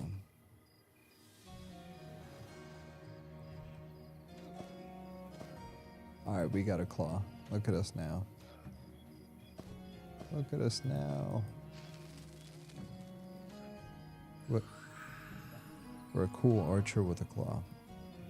Let's see if we can get the spell to proc. Flame burst.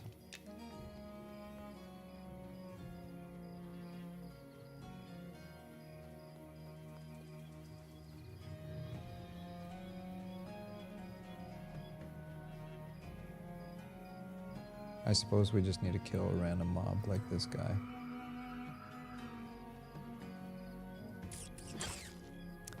Use slash for 20 damage. I wonder if that's the max damage.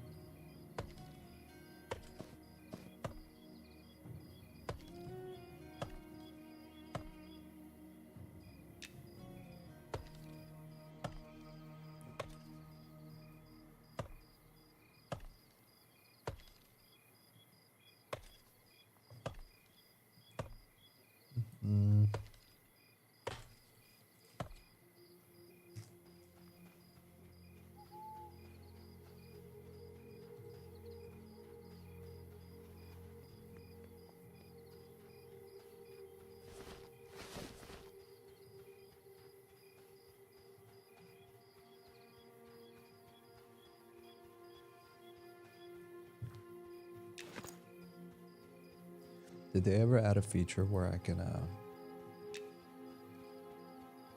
modify the color of my chat?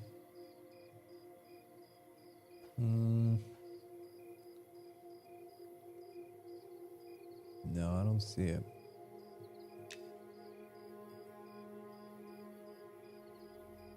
Okay. Still a work in progress.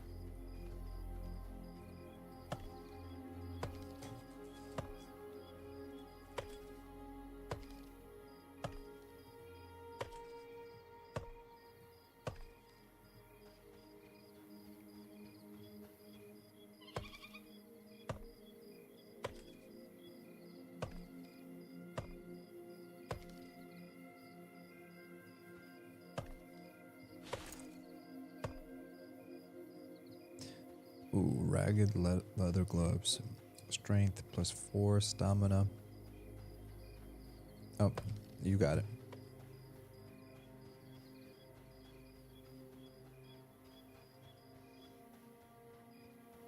Okay, I think that's enough.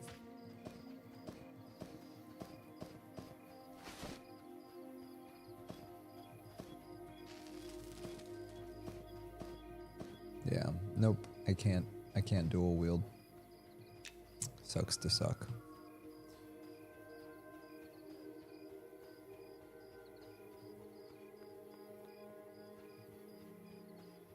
Two strength, two dexterity. Strength. Well, dexterity is good, but I need agility, I think, right?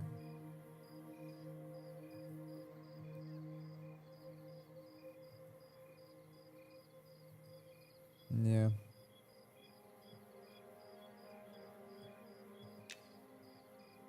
Still might be worth it. Let's do this. Tell Goron how much for this. And then, where's the other one? Tell Holy Ghost how much for leather gloves.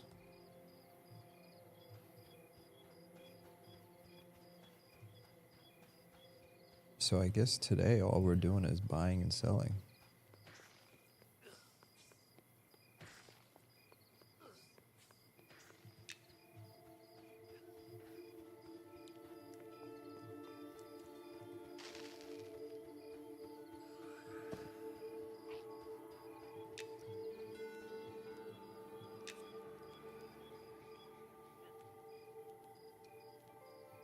Crafting survival.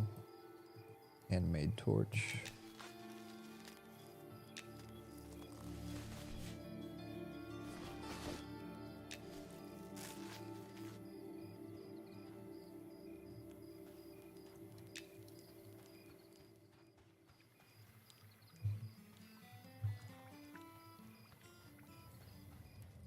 Alright, so let's see if we can buy the ring.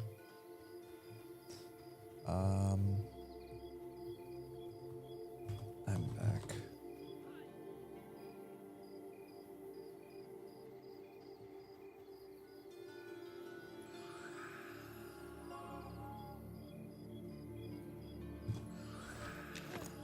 Looks like we're getting another piece of gear, folks.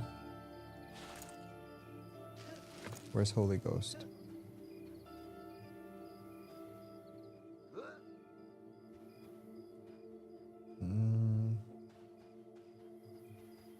I don't see Holy Ghost. Where is he? Where is he? I can't see him.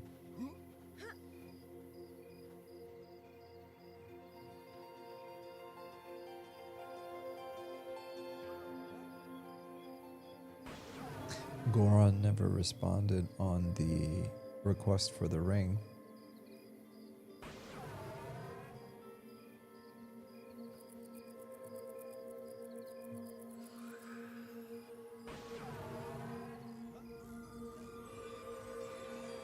Oh no, he's right there. I'm tripping. Wait, what? Did he just log? I'm tripping. Everyone's just leaving me. Who? Oh. Okay, I'm at bank. Where are you? Tell me. Just one, please.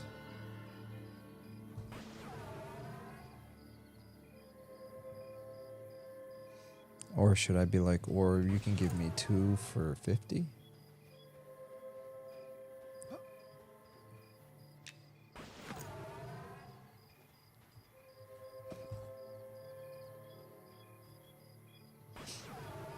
Let me see if he does it.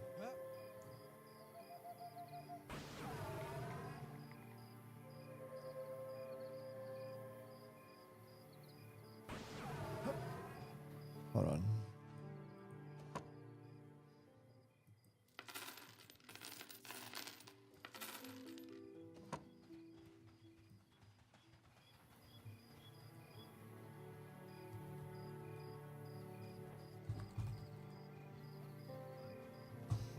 Okay, cool. So we just bartered it down and he said 2 for 50 works. So I'm saving 10 silver.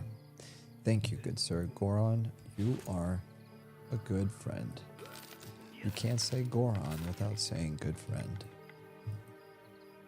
I don't know why that was not even funny. Goron, 50 silver. We've negotiated down for 2 of these rings. 2, right? Okay, yeah. Perfect. Trade. Bow. Thank you, kind sir. So now we have 2 of these rings. And we can sell this one. So that it gave us more dexterity. I mean, wonderful. Tell Holy Ghost, are you still by the bank? Oh man, he logged off. Bro, I was so close. I was actually excited to buy the gloves, man. Want to trade or 21, whoa, 21 damage, 42 delay, a prize bow of the Worm's Bane. Want to trade or gold for pale and lamb.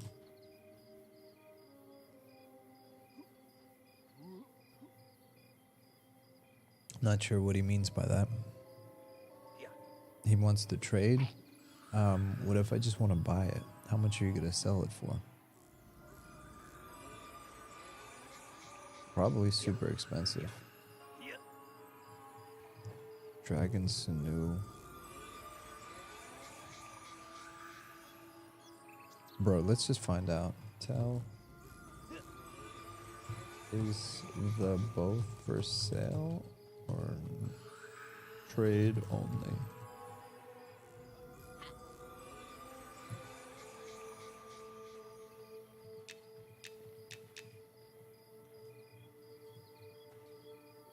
Who all Holy Ghost? Okay, so he's gone. That sucks.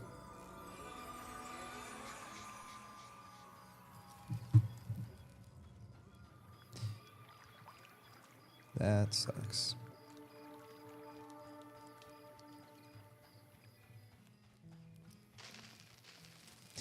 I don't know, guys. Frankly, I feel like it still might be... No, maybe I'm just tripping. But what I was going to say is that it still might be darker than it was originally. Okay, let's see if we can get this thing to proc.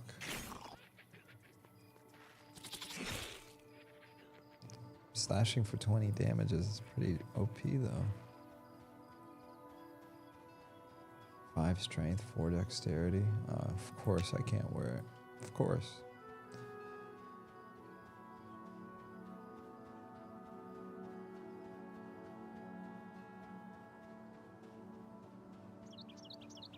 Wednesday said, sent you a screenshot, but classic shot from EQ killing hill giants. Dang, dude. Hill Giants is one of my favorite memories, honestly.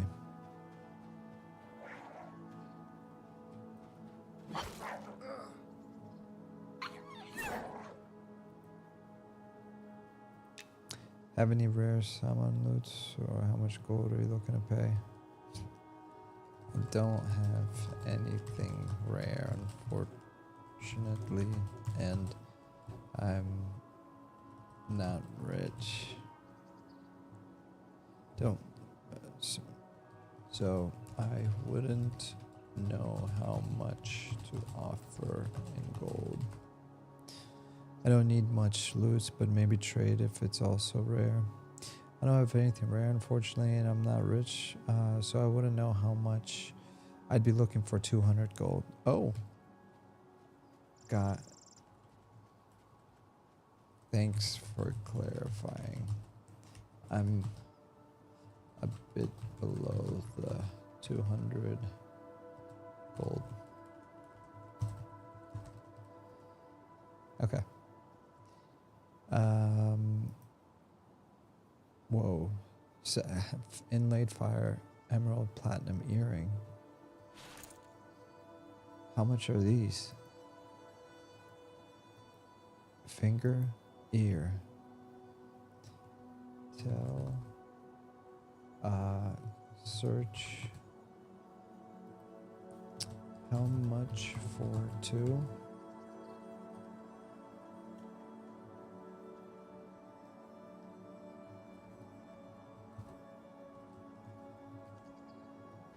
Okay, let's see if we can this would be a cool ring. Look at that, 7 dexterity, 7 strength. I mean, probably better if I was a rogue, but I don't think they've updated yet since they checked into the lighting thing. But oh, okay, 20 gold. Okay, for 2 though. I only have 12.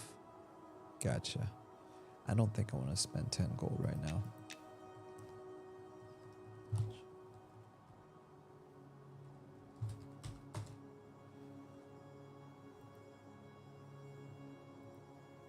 Nine damage, 26 delay. Whoa. Where are all these fun weapons coming from? Torn from the paws of a wolf. Now all the cool people are logging on and selling their cool stuff.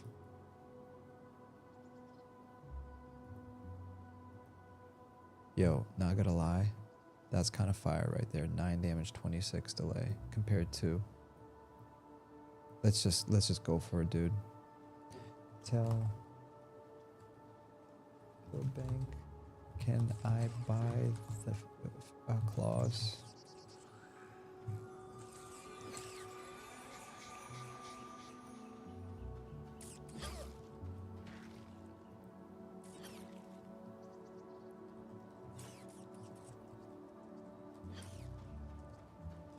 All right, we're just gonna go for it.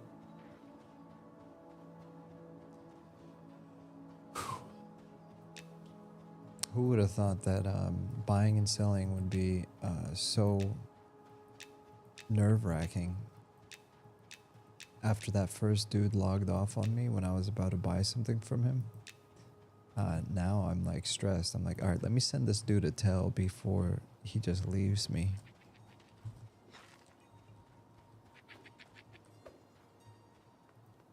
Yeah, Holy Ghost logged off. And the other dude logged off. Honestly, I think it was meant to be so that I could get this new claw. KL Bank. Okay. Where is KL Bank? I don't see him.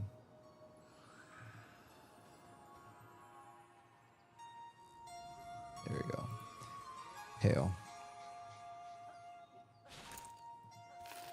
Oops.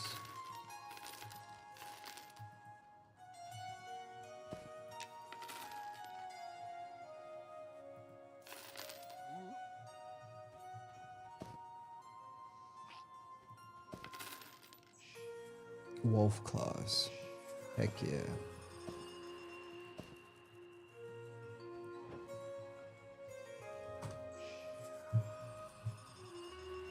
Okay, now we're cooking.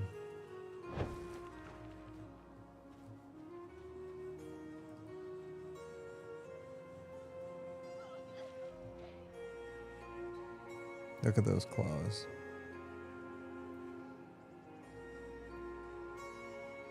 Alright, so 9 damage, 26 delay. That's actually insane. 9 strength and HP. Compared to this one, which was... So this is how we upgraded. So we started with a 7 damage, 24 delay. We bought the Cinder Beetle Mandible, which is 9 damage, 32 delay, but it has the effect of Flame Burst. And now we have 9 damage, 26 delay, plus 9 strength, plus 10 HP. Now that's a come up, my friends. And we're just gonna bank everything else. And then we're gonna sell.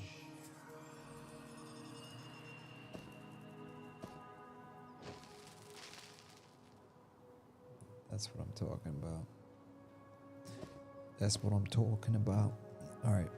And we're not going to sell anything. We're actually just going to put it in the bank. Shorty, what you think? And then go kill some dank customs agent. Oh, crap. Crap.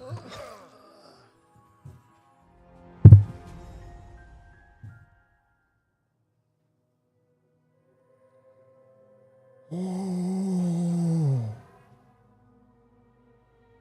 Oh.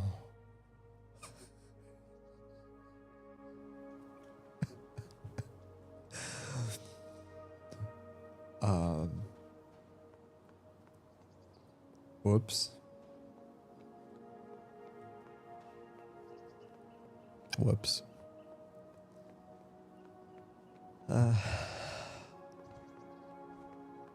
That's what happens when you attack the customs agent.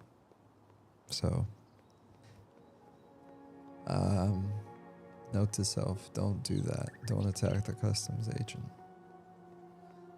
But it's okay. At least I'm getting a tan right now. A handsome boy.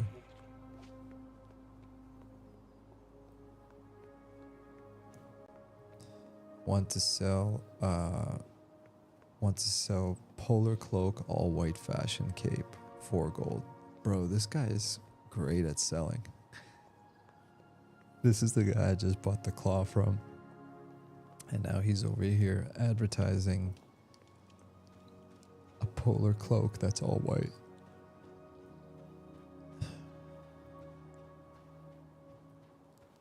Thornbark mantle. Dexterity. He's got some really good armor, man.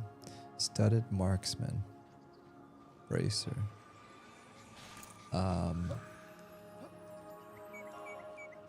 He's got some really good gear for sale, man.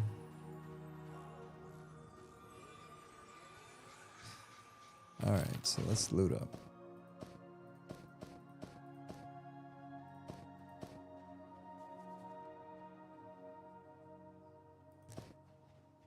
Classic every quest said, haha, classic. What's up, Vontae? Struggling to stay awake. Alright, well, in that case, I'm gonna talk very, very quietly. And you're gonna go off and fall asleep. You're getting sleepy. Sleepy. No, it's okay. I don't blame you. It is late. Cinder Beetle.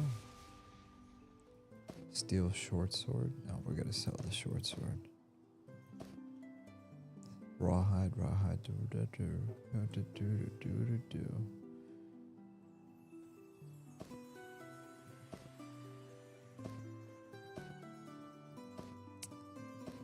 Dang. Robert is really banging out this music. This is a really good song.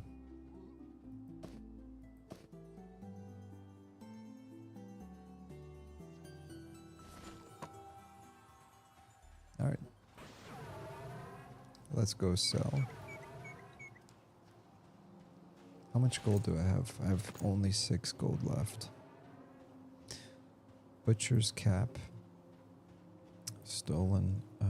No, I don't want to buy anything here.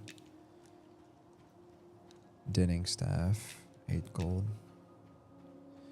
Enchanted powder. Hide saddlebag. Oh, okay, cool. So these are the bags for the horsies. Butcher's cap. Studded marksman bracer. Plus 30 HP is kind of nice. And then the I'm assuming dexterity. Oh wow, that's 18 AC. Huh. Something tells me it's not going to be like 5 gold or 4 gold. 9 stamina. Alright.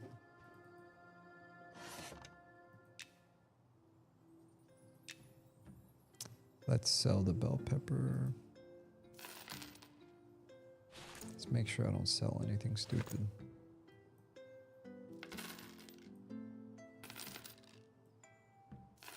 Tattered rawhide leggings. What leggings do I have right now? Tattered rawhide vest. Is this clothes or what? Yeah, it is. Okay, perfect. Now we just cleaned up our inventory. I think we can just go ahead and go hunting. Yeah, let's go hunt. Well, guys, I mean, today was honestly mission accomplished because getting this upgraded claw has been the highlight of my night.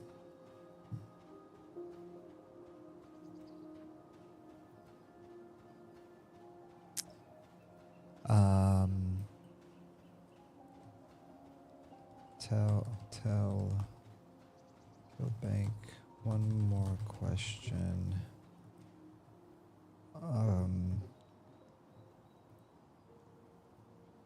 Let's just ask him. How much is the...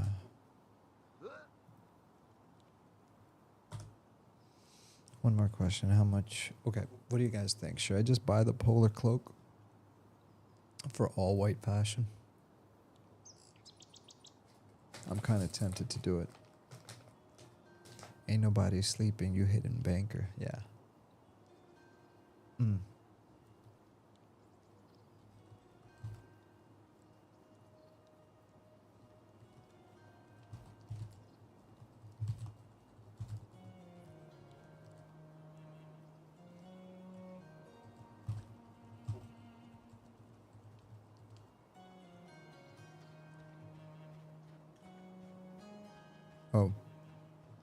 Oh, oops.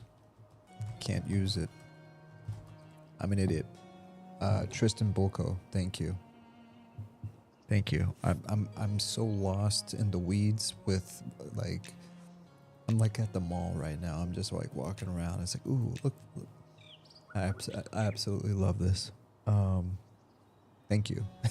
Because I literally would have wasted my time just now.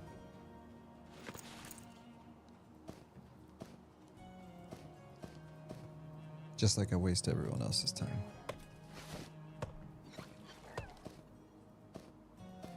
Nice. I love having like a clean, organized inventory. And is this guy chopping trees? Because he's just sitting there in front of that wood. Poke. Okay. I don't know if I just don't want to take the wood that's right in front of him. There's more wood over here. Tristan said, NP, haha, just noticed. No, I'm glad you noticed because I would have gone with it. Let me close this a little bit. I don't know why I got my inventory open like that. Oh, let's see how much damage we do. Hold on. Let's go for it. 16 damage. Another 16 damage. Wait a minute. 10 damage. I feel like I was doing more damage with the other one. I was doing like 20 damage. Huh. Okay, I'm actually curious right now. We're gonna have to do a test. Maybe it's because max level. Like for example, I was killing the rats. Here, let's do an example right now. So maybe it's because that's a higher level mob. If I hit a lower level, it's still 16. Whoa. Okay. So this is interesting because I was using the other weapon. It had 9 damage, 32 delay or something like that. And it had an effect. Why all of a sudden am I not maxing out at 20 damage? Now we gotta go back to, well, we gotta get SOW anyways, but I need to know this. That's so weird. I'm gonna explain what I mean in just a second once I get the other claw, but could it be because maybe it's because of that flame effect, but that's a proccing effect. It shouldn't be adding damage automatically. It should be advertising a different type of damage, like a magic damage. Interesting. But we're gonna find out. We're gonna learn today.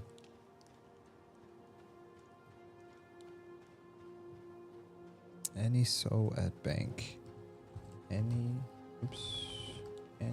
so to spare.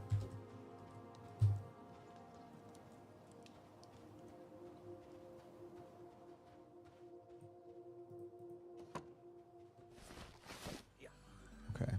Cinder beetle mandible.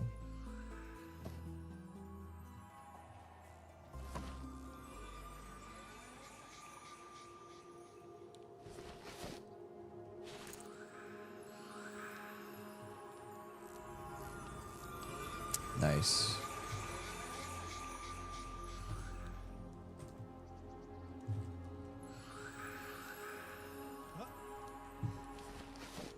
Okay, cool. We got everything we need. And now we're gonna go run this experiment. Because if I find out that I just spent 6 gold on a claw that does less damage than the Cinder Beetle Mandible, which I spent 50 silver on, I might be mildly upset.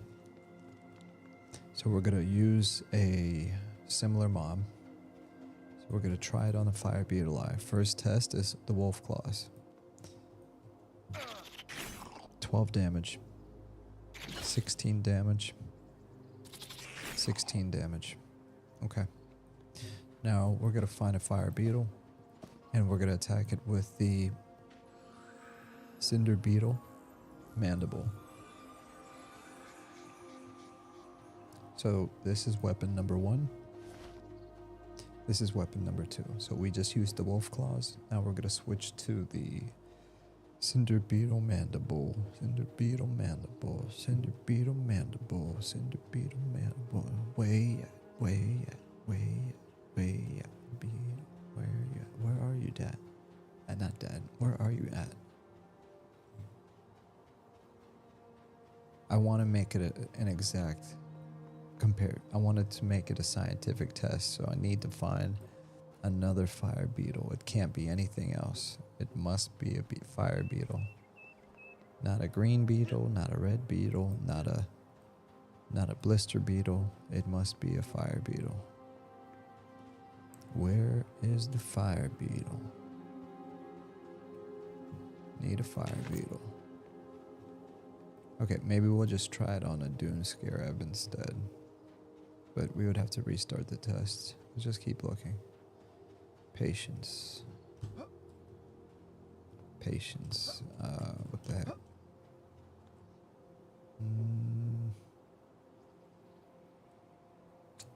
No. I don't see it. Alright.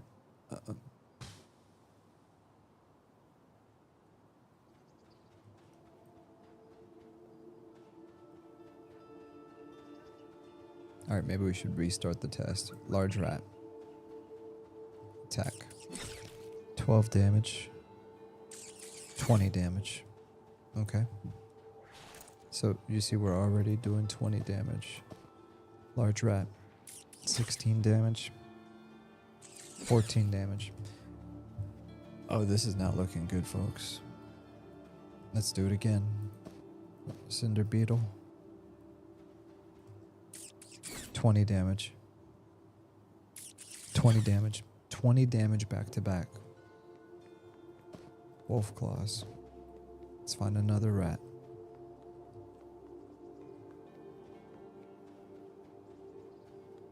There's another rat.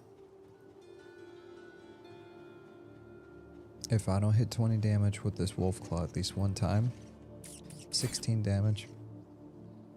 16 damage. Okay. It's official, guys. I just wasted 5 gold because The 50 silver Cinder Beetle Mandible, which is 9 damage, 32 delay, hits for 20 every single time, almost. The Wolf Claws, which I paid 6 gold for, 9 damage, 26 delay, which in theory you're like, oh, so I'm doing more damage faster. I'm actually only hitting for 14 to 16. And plus it gives me plus 9 strength, so even more so, wouldn't that imply that you do more damage since strength directly affects how much damage you do? Look, one more time. Wolf Claws, 16 damage, 14 damage. Cinder Beetle, 16 damage. Okay, maybe that time it didn't work. Let's try again. 20 damage, 19 damage, 13 damage, 20 damage. So I'm must be hidden damage bonus stat according to delay. You know what I think it is? I think maybe it's this, the flame burst. So what they probably haven't done is they probably haven't implemented like the text that says you have triggered flame burst. I'm 99% sure that's what's happening. And if anything, it's proccing every single time, because every time it hits for 20, it's probably proccing that extra damage for the flame. Because this is pretty crazy DPS when you think about it.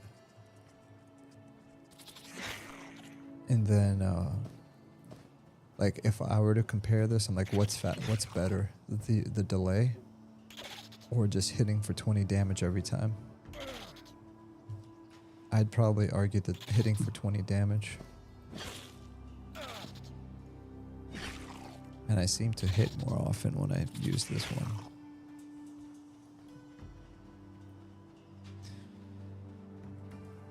Whew. Honestly, I'm not upset. I just learned something. So what I'm gonna do is I'm gonna do this. /note. Sell Wolf Claws for 6 GB. No, oops, I mean gigabytes. Sell Wolf Claws for 6 gigabytes. No less. Okay, so I'm gonna resell them. Problem solved. And I'll do a quick bio, so I'll be right back.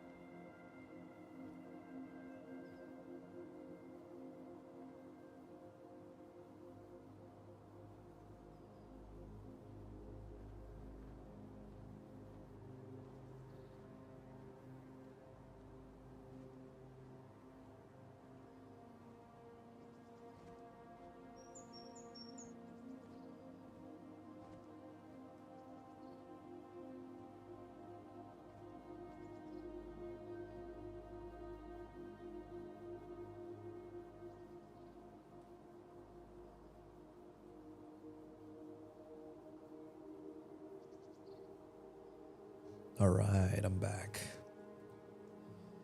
Sergeant Dodger said, Vante! Dodger, good to see you, brother. We got the whole gang. We got Tristan Bulko, we got Dodger, we got Classic EverQuest. Robert Engstrand, I forgot, man, my bad. I didn't see you. Good morning, buddy. Just woke up over here. It's 9 a.m. Rise and shine. I love the new song, by the way, Robert. The Bank song. Hey, I got a dumb question, but do you want to buy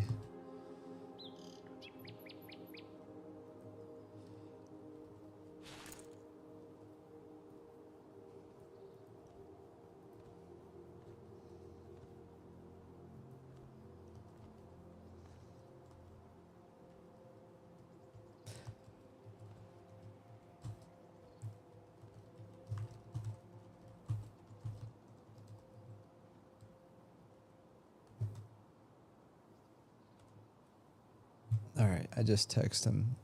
Hey, I got a dumb question, but do you want to buy GeForce?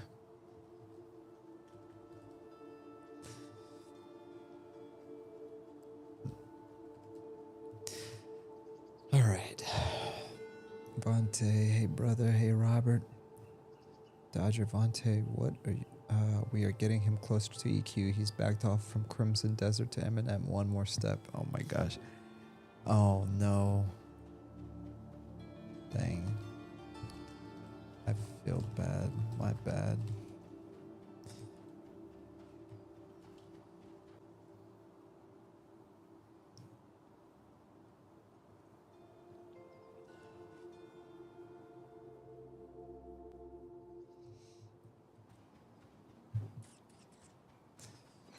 I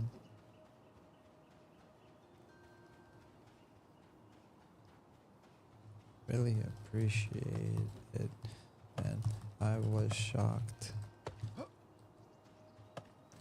On paper, it's more DPS because of the damage versus delay, but in testing, it's doing less damage. Probably going to do a bug report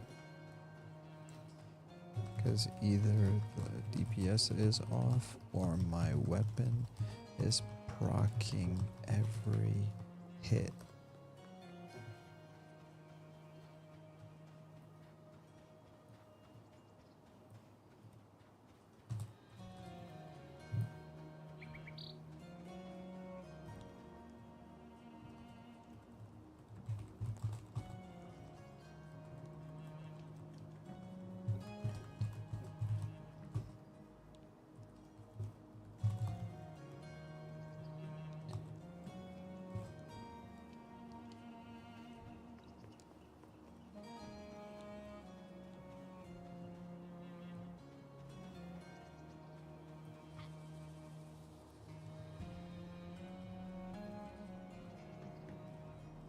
That doesn't sound like the right.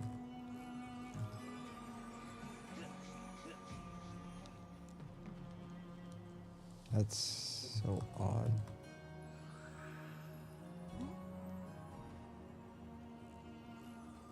Am I just, hold on, where is he?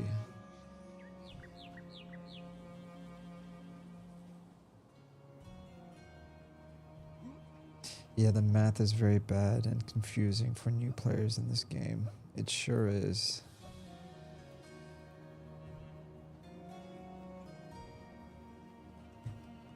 Yeah, I was thinking it was more like EQ, but I must be way off.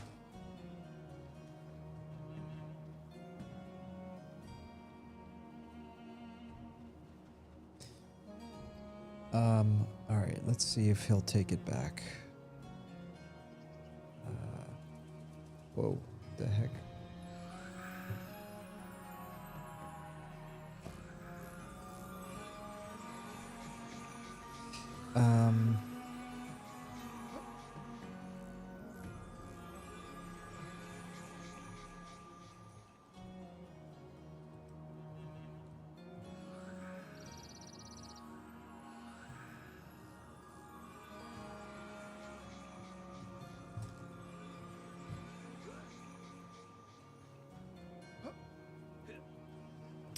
Will it improve as I level? Sorry, I'm trying to learn something. So it's normalized. This game caps your DPS. EQ just caps your hits damage.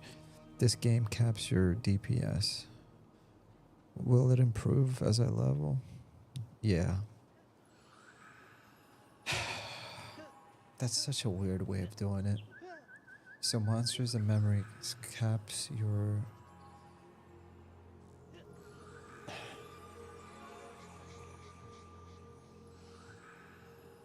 I guess screw it. I'll keep it. One less thing to buy later.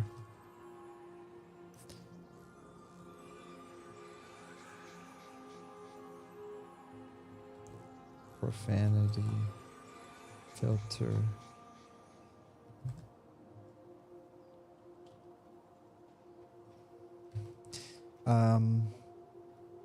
High strength and one.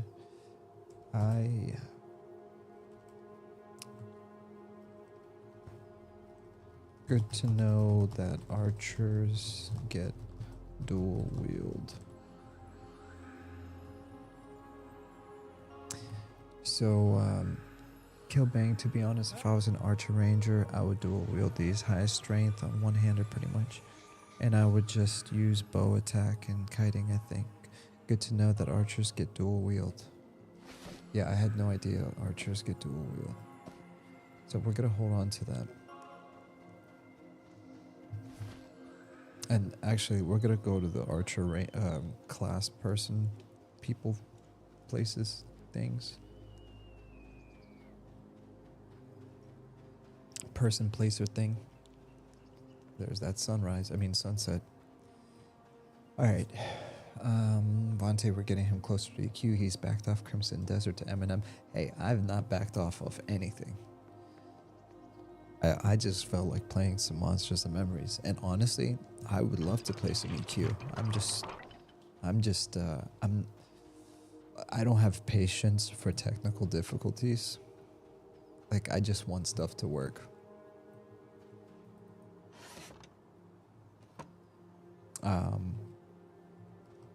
Like, what I'm trying to say is I just want...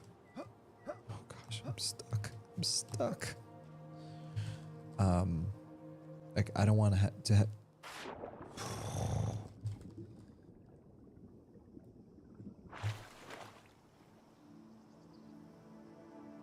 Ladies and I'm the irony of what I just said.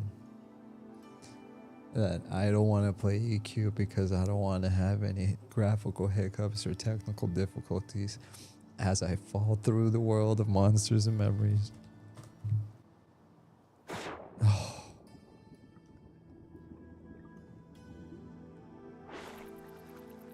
Oh no. Now I have to get a GM at 2 in the morning. Almost 3 in the morning. Hold on.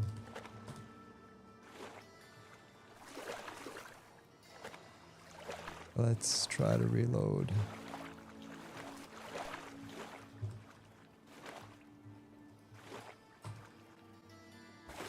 Oh man, we're gonna have to get a GM, huh? That's what you get for saying it, man. I know. Okay, let's get a GM. Character stuck. Stuck in terrain.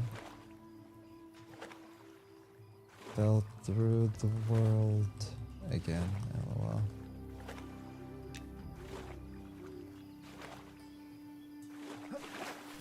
No, I'm not alone. These guys fell through the world too.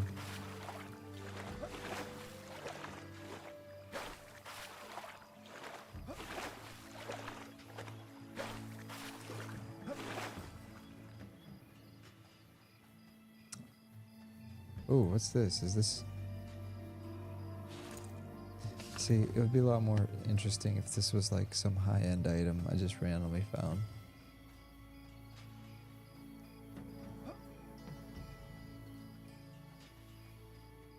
Wait, could we... Are we gonna make it back out?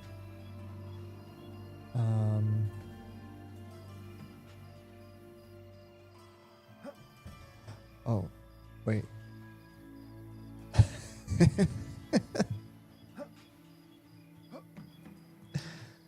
Oh my gosh, this is so crazy. I don't know what's happening. Okay, let's try to reload. Nope, we're still glitched. We're gonna need to come up to a higher level.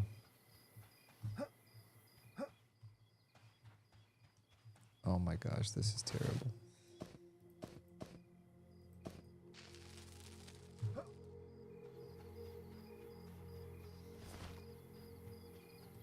Yeah, so my world is still glitch.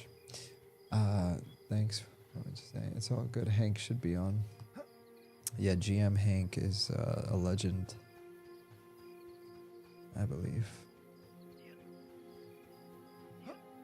It's so crazy that I'm like in a parallel universe from everyone else.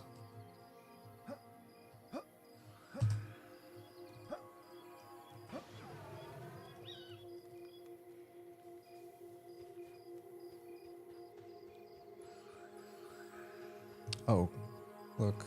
Oh, I was gonna say this guy looks really cool. He looks very fancy.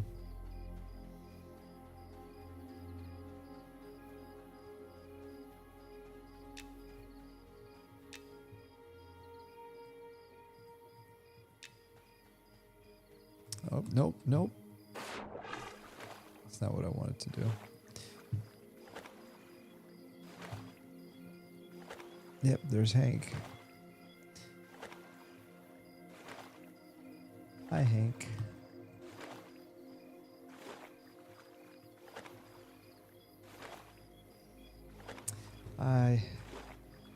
Why, yes, I seem to have fallen through the world again.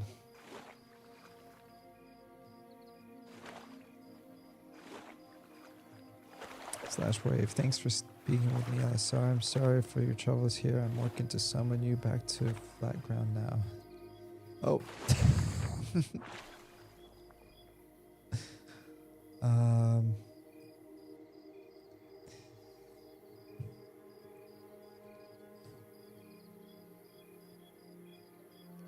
Okay, whoops. I need to summon you to Shaded Dunes to get you fixed up. Okay, perfect. Hank is great. Awesome. Yay. Thank you.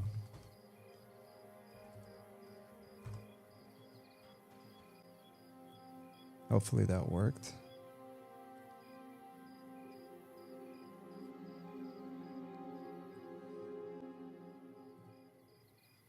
Yes. Have a wonderful evening.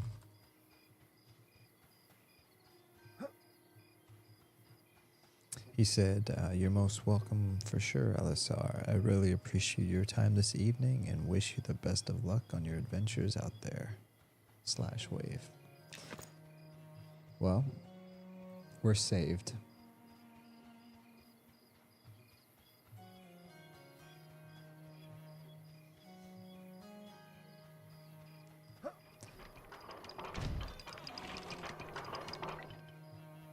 Now let's go do it all over again.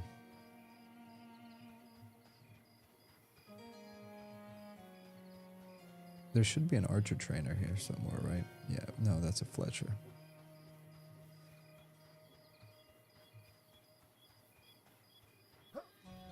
If I remember correctly, it's this guy.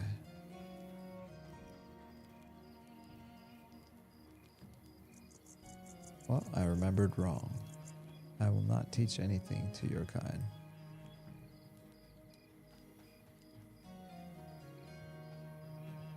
Hey, look, it's Flynn. Maybe it's Redbeard Flynn. Jacobin Yeats. Okay, there it is. Dual wield. Oh, snap. Oh, snippety snap. Bro, I can dual wield. And I can parry? Oh my gosh, dude, I love this game. And I can dodge. Oh my gosh. Yo, I'm so excited.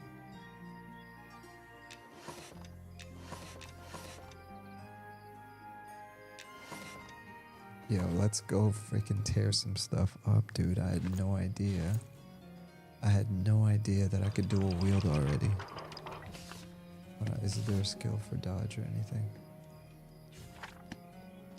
Dude. Now I have to hit something.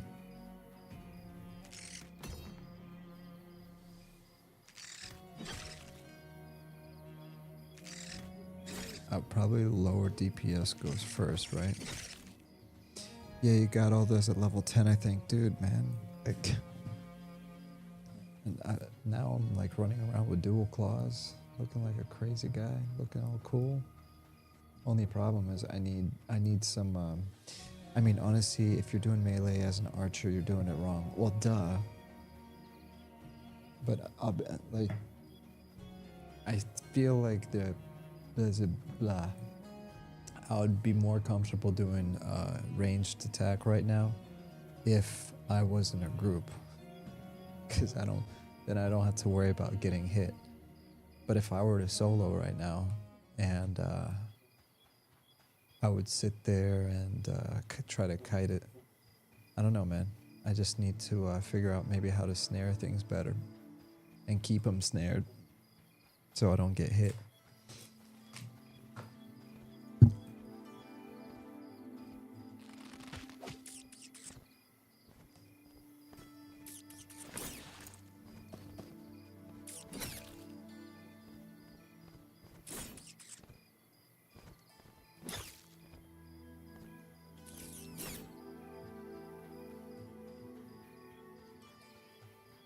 Yeah, faster delay in primary is what I got. I'm following the EQ logic.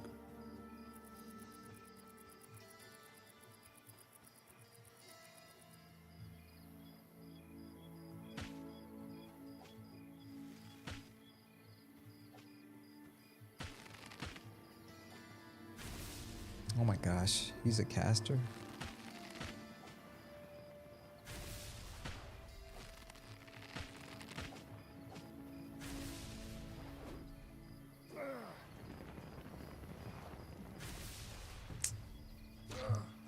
He's gonna run out of mana.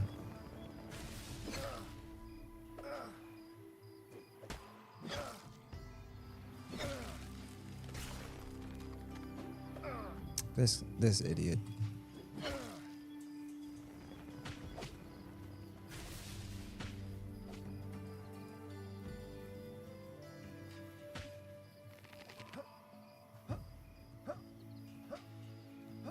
I didn't realize he was a caster. Next time I gotta check the mana bar.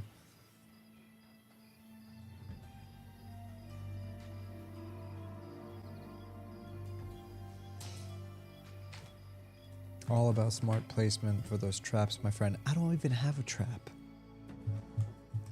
You can't see my face. I don't even have a trap. I don't even know what a trap is. What's a trap?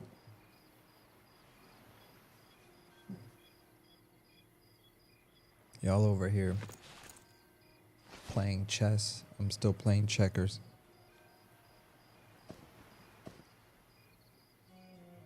Told you guys I'm not a gamer.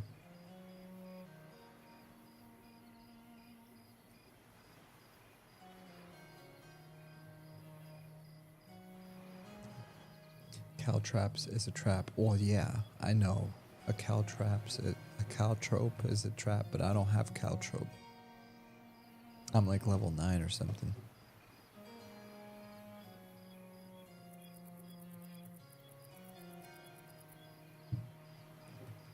Wait a minute. So they changed it so now you can't heal yourself after 50%? Is that what's happening? Get out of here. I really like the fact that you could just keep healing yourself.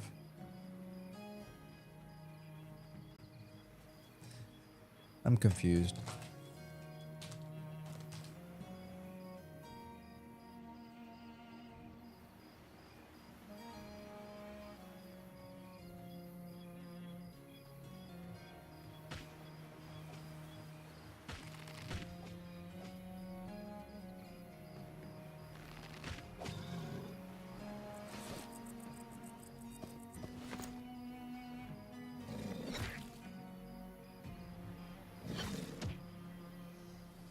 Bind wound has 1 minute cooldown. Watch your buff bar when you bind wound next. Okay. Thank you for educating me yet again.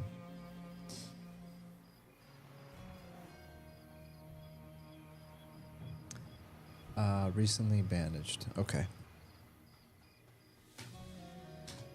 Well, at least they didn't do that EverQuest crap where you can't bind wound after 50%.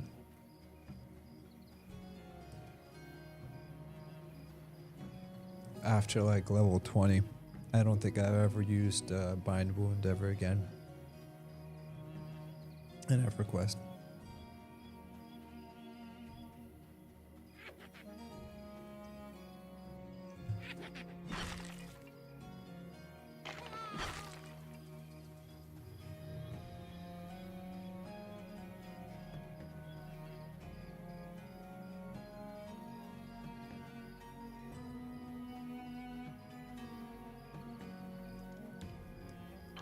Alright, I'll go buy my caltrops to make everyone happy.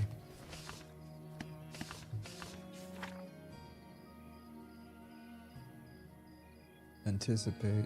Wait, what's anticipate? What the heck is that? Oh, I do have caltrops. What the heck is going on?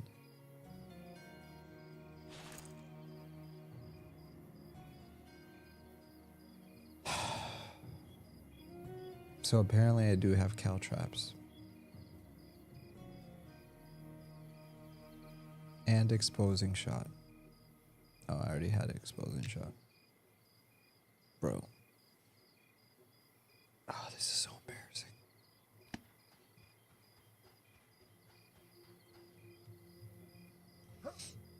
Yo, I don't know how I geeked. I could have sworn I didn't have caltrops. Anticipate enemy aggression, granting you 100% chance to parry incoming melee attacks for 15 seconds. Cooldown 900 seconds.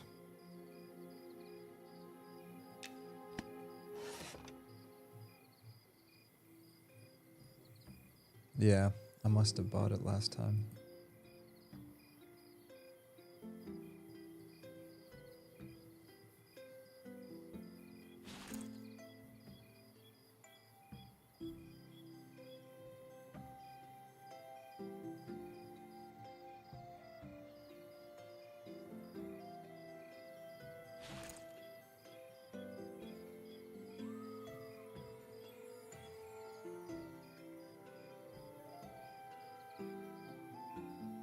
And what happened to the little button that makes my thing pop out? It used to have a little arrow, but now it's gone. Oh, there it is. It's all hidden. Okay, so I'm level 13. Okay, so anticipate. My next skill is an oil trap, so we're gonna buy that. And then salvage arrows.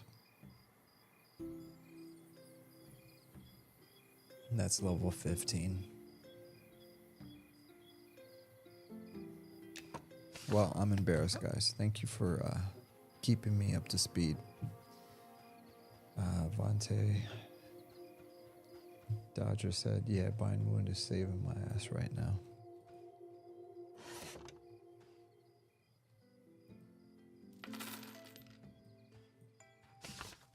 I'll tell you what. Now that I know that I can do this,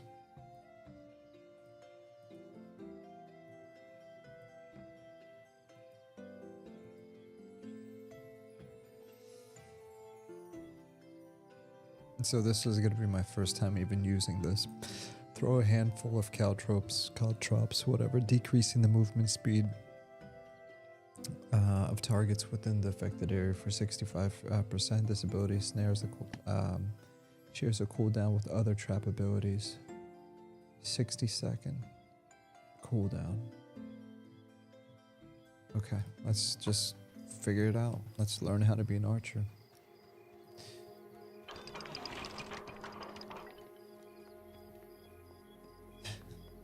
Yeah, I knew you did. Just needed you to know. Lonte said bind wound changes are good. Make bandages at higher tiers really worth it. I like the change. Yeah, I agree. It makes it worth it. Otherwise, it's like, what's the point?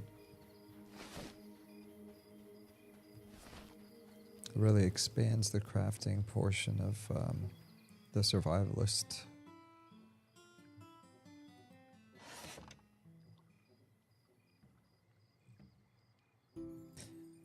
Now, if they can only make food worth it. Otherwise, I'll just keep buying water flasks until I'm level 60 and rations.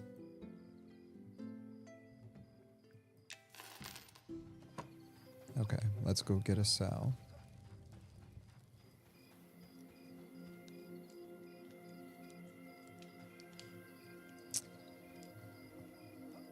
Anyone spare a sow? Please. Give me 1 minute while I wait for a sow.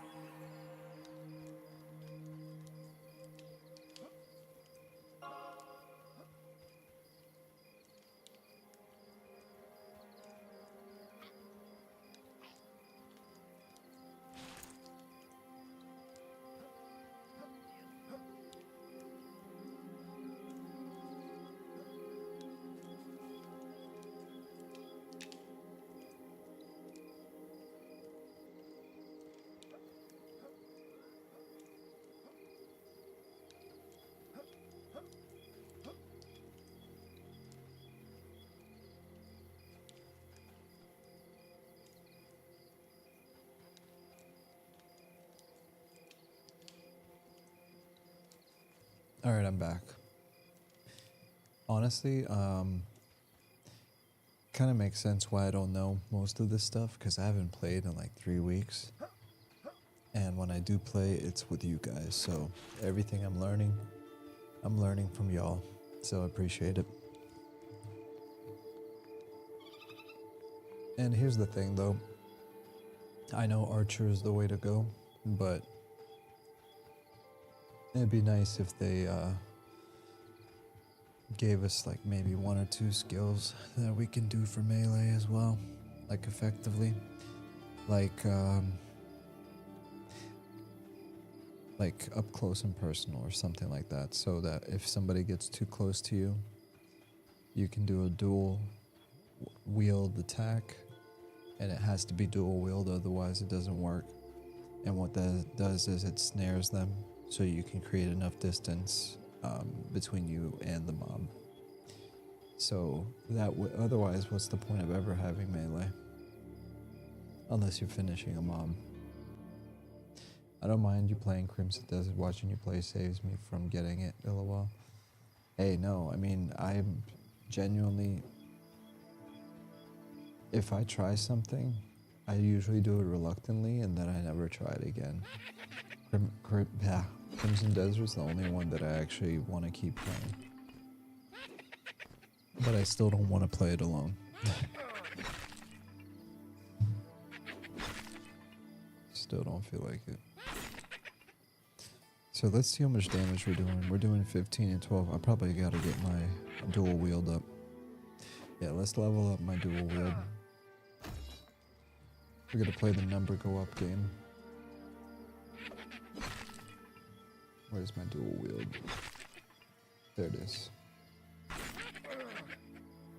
Oh yeah, and we need to get our parry skill up and our dodge skill up.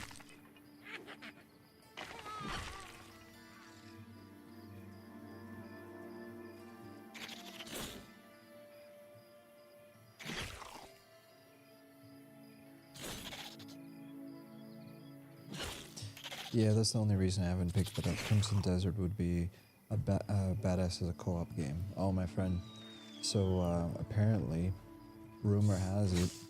So as you know this already, right? But Crimson Desert was originally an MMORPG.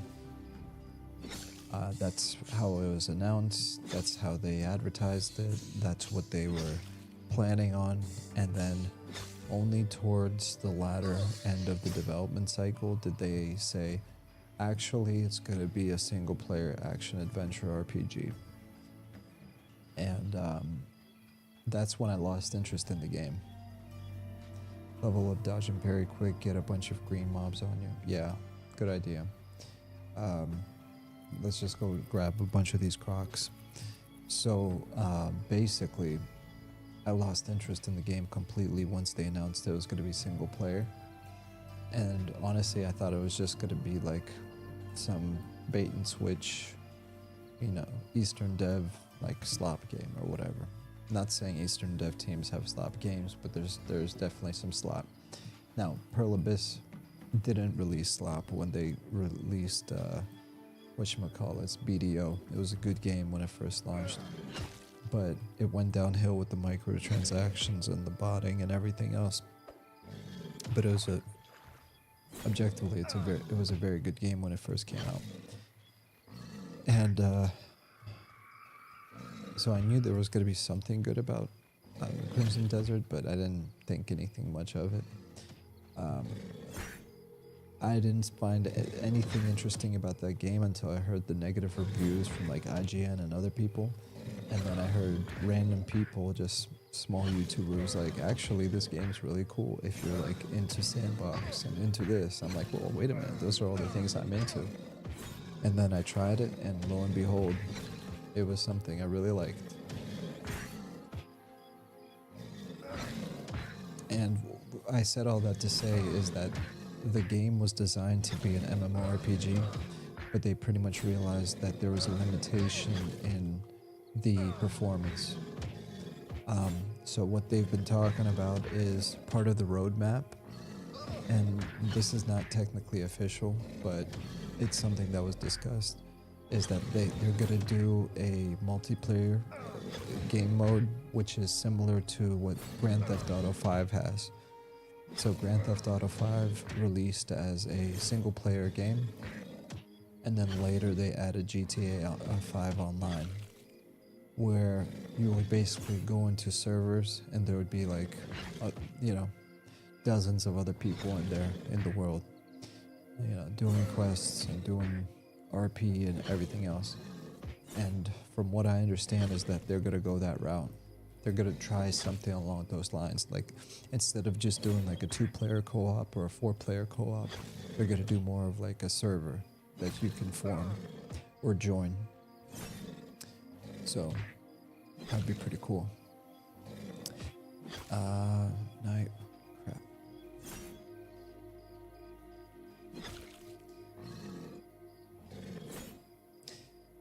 Let's focus. I don't mind you playing Crimson Desert. Lets me focus on M&M. Yeah, that's the only reason I haven't picked it up. Monte said level up, dodge, parry quick. Just get a bunch of green mobs on you. Good. And just let them swing away. Niboglin, good to see you. Niboglin said apparently Dragon's Dogma 2 is getting co-op mod, but also maybe an expansion with co-op. Nice. I never played it, but I'm glad to see that they're doing something with that game. That's the one I was interested in, to be honest. When I first heard about it, I was like, Dragon's Dogma 2 sounds like a fun game.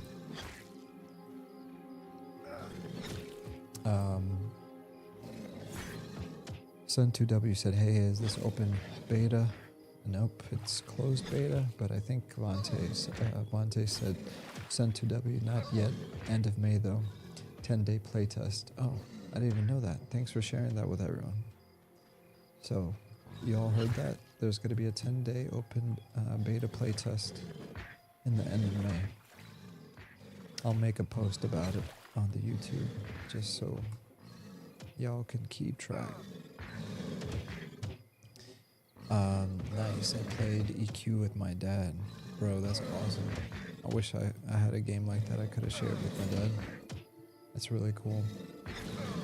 Lante said, that's awesome. Does your dad still play? No, we stopped Project 1999 about 4 years ago. I'm going to ask him to play this beta. Oh, that's so cool, dude.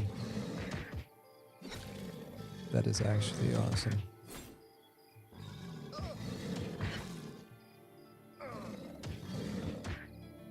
Lante said, definitely tell him about Eminem. They will love it. Yeah, they will.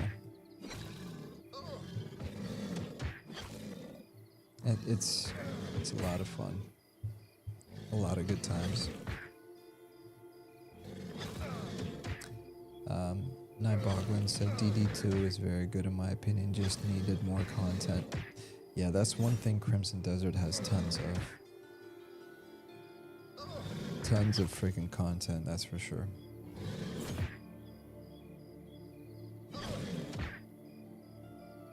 Even IGN said it. They're like, IGN is made for people that like to suck up content. What was the exact quote? IGN, Crimson Desert, quote, consume content. What a dumb quote. The specific statement consuming was discuss games design rather than being direct consume commentary. It felt over-designed. No, I don't even want to read it. It's such a dumb thing. But yeah, there's a lot of content in Crimson Desert. It feels like everything is content. Like every rock, every tree, every bird, every cricket, every fish, every building, every chest, every quest, every person. Like there's literal walls where it looks suspicious and then you punch the wall and the wall breaks and all of a sudden you're in a secret dungeon and then you find loot. Like there's so much content, it's actually stupid. It's not just like, oh wow, pretty world, like clouds and mountains and everything's empty, and it's like, no, everything is filled. Like you'll walk somewhere and then you'll stumble across something and be like, holy crap, I didn't think there was going to be something there, because most games are just empty and there's like no dead space in that game. Everything is something. And the draw distance is so stupidly long that you can look over the horizon and see some tower like as a tiny speck, and you run to that tiny speck and it's there, and it's some freaking like I joked on the last one, I named my stream Dawn over Minas Tirith, because there's literally a tower in the mountain that looks just like Minas Tirith from Lord of the Rings.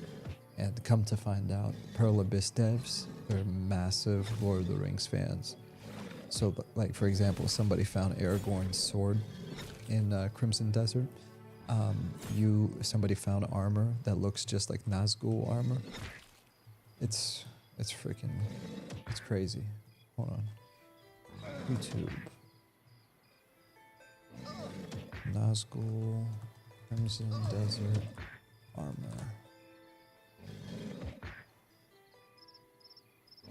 Yep. Here, I'll show you guys right now.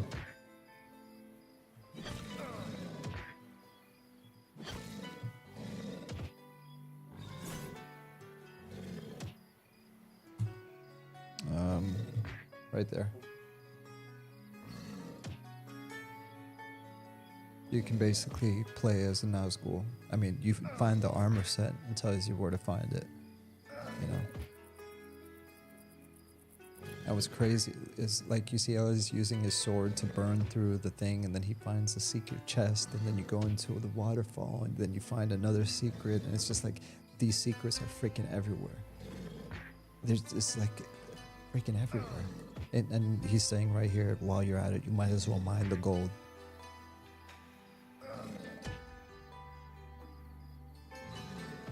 And the thing is, you can watch videos like this, and because there's so many secrets, you can literally never have enough secrets, because the world is so filled with content. So this is like not a spoiler. because you can literally just keep finding more secrets. It's stupid, dude. It's actually stupid how much content there is. Because no other development team, at least on the West Coast, is ever going to be able to catch up. Like, they ruined gaming for me. Because now I'm going to judge every single Western dev game, and I'm going to compare it to Crimson Desert. Like, not an indie MMO, obviously. Like, I'm not gonna I'm not gonna hold it against the M&M devs if they can't keep up with something like Crimson Desert, duh. But if it's a AAA, multi-million-dollar, you know, freaking, you know, whatever dev team, if it doesn't have at least as much content, I don't care how good the story is, because at the end of the day, I don't play games for stories. If I want to watch a story, I'll just watch a movie. You know what I mean? So like, I'm not like interested in all that. But yeah, for me, content is king. Give me the freedom to do whatever I want to do, essentially. I thought Crimson Desert was made by Eastern Dev. Nope. Pearl Abyss. Same people that made Black Desert Online. It's a Korean company. Koreans made it. I mean, and those Koreans, they're some real gamers. I grew up with Koreans my entire life. I used to go to internet cafes with them. And we used to like game till like 5 in the morning.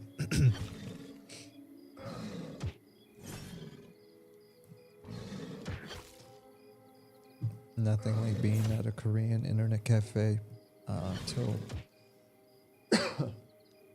4 in the morning, 5 in the morning, munching on a cup of noodles and playing Counter-Strike 1.6 with the boys.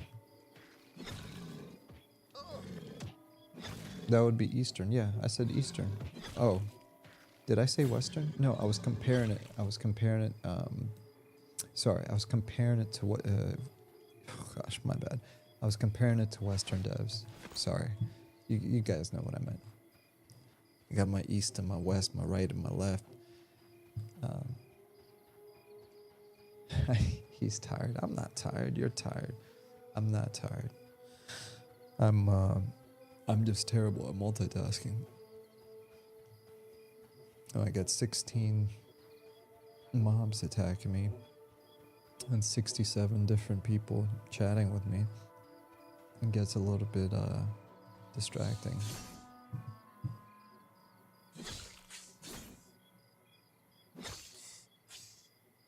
I'm so glad the sun is coming up. Maybe that's what was making me tired. Oh, and the other thing I wanted to show you guys. Crimson Desert. Aragorn sword. This. Check it out. See? So here's the sword. Here's the sword in game.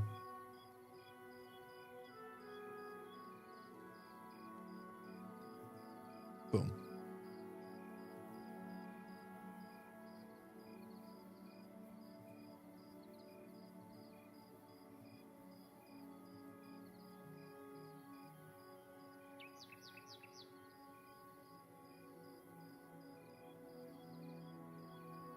It's awesome, dude. Absolutely awesome.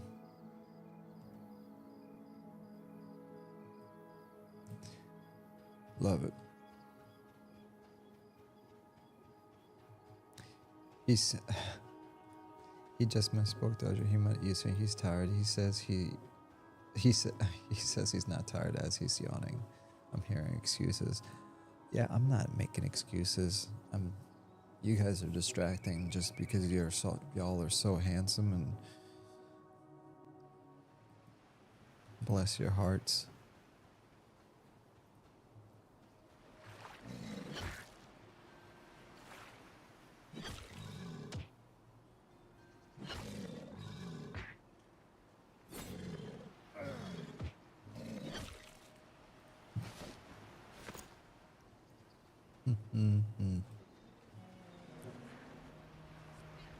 We got too many people over here. Let's go carve out our own spot, because that's not gonna work.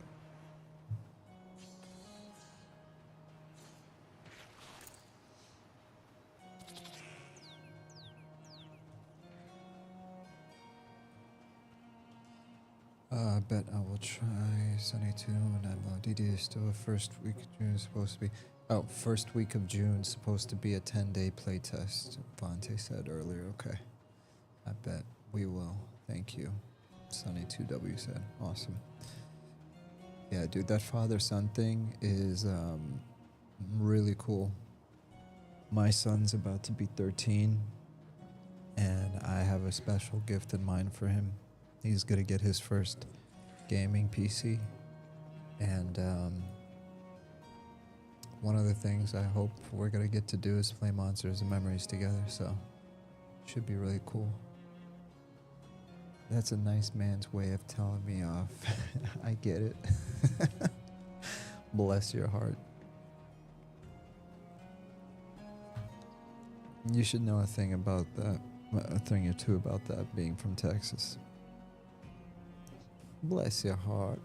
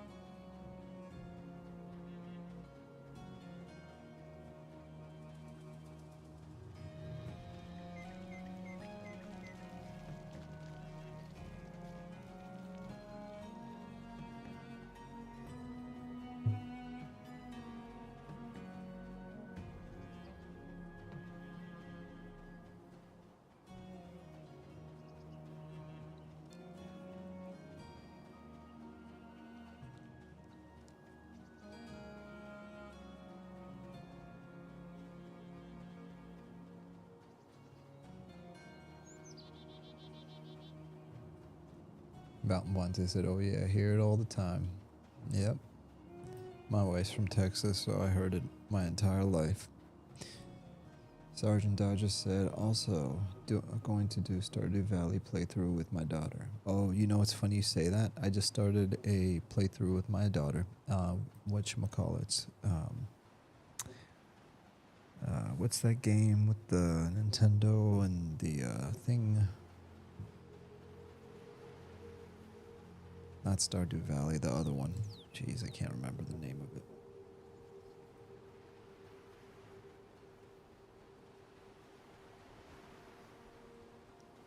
So there's another game on the Nintendo thingy-mabobber. You're on an island. Forgot what the name of the game is.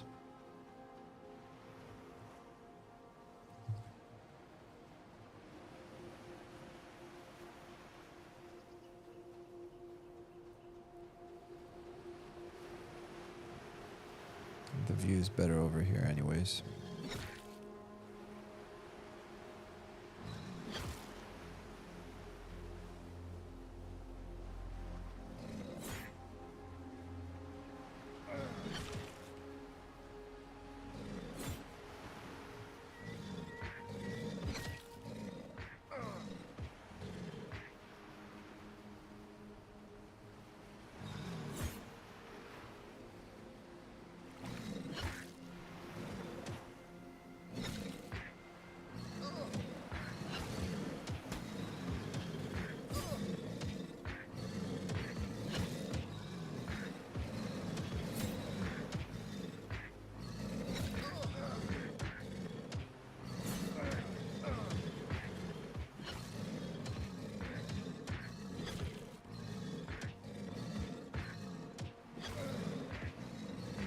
Animal Crossing. Yes, Vontae, thank you. I recently got her Animal Crossing, and now she's hooked. And then today she was like, Daddy, play Animal Crossing with me. So I made my little character. I'm actually glad I don't know why I didn't get her that game sooner, man, because she has two older brothers. No, she has one older brother and a younger brother, and all they ever do is like want to play Star Wars or Wobbly Life or, you know, anything with battling or fighting or shooting, you know, within reason. They're young, so I don't let them play like COD or anything like that. They play the Star Wars Battlefront 2 game occasionally. They play Wobbly Life. They play that soccer game, and with the cars. I can't remember anything right now, dude. I used to play that game before they were even born. But yeah. Now she has something she is enjoying, which is cool. So whenever we do have game day, she gets to play on the Nintendo and the boys play on the Xbox.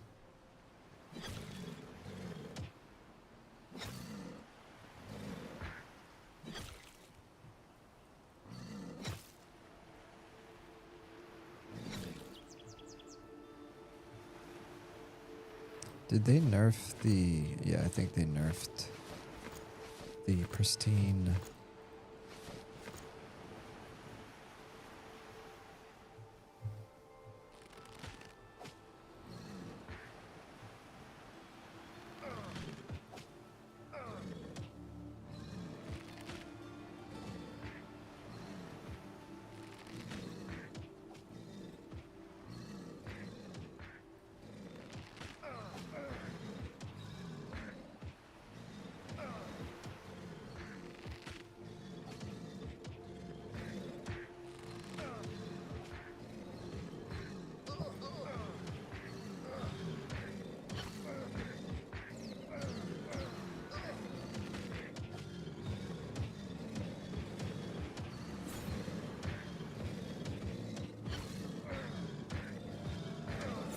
It's a lot of crocodiles.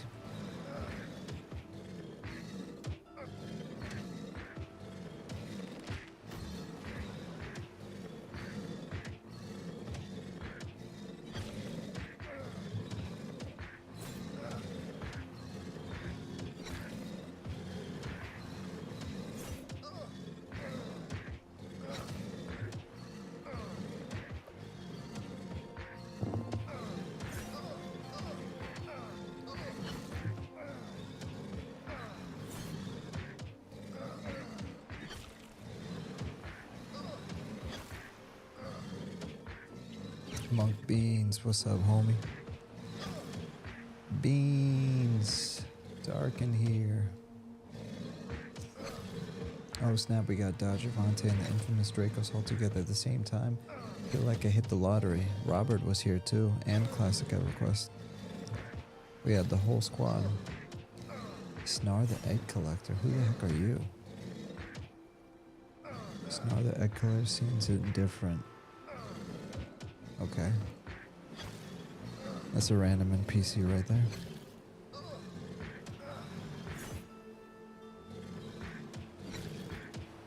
Let's see. Dual wield is at 22, dodge is at 3.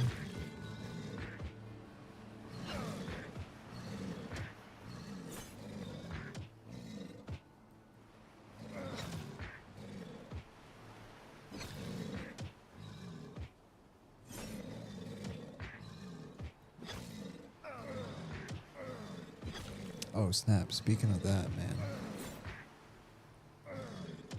Monk Beans, you may have caught us at a good time, but also a bad time. I just looked at the time, it's almost 4 in the morning, shoot.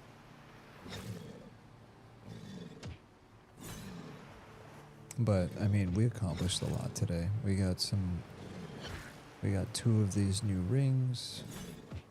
We got the wolf claws. We got the cinder beetle mandible. What else did we get? We got this thing. the dented platinum coin pendant today. What else did I get? I think that was it for the yeah, that's all the new gear I got. And I guess this is an honorable mention, but I got this last time, so I got a whole bunch of new gear. Looking fly with my claws. So that's what's up. I also got dual wield, I got dodge, and then I got parry. So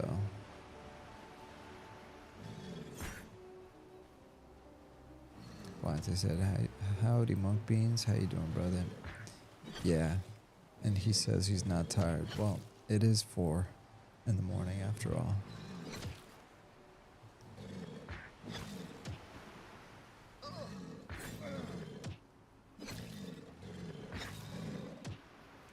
All these green. See, at least those other mobs were light green, man. These guys are all green. I'm curious what's on that boat right there, because I don't remember that boat just chilling there. There's probably mobs on that boat, like bandits or something like that.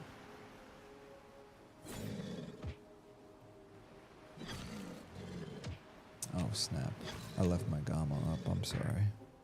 Shoot, I was wondering why it was so bright.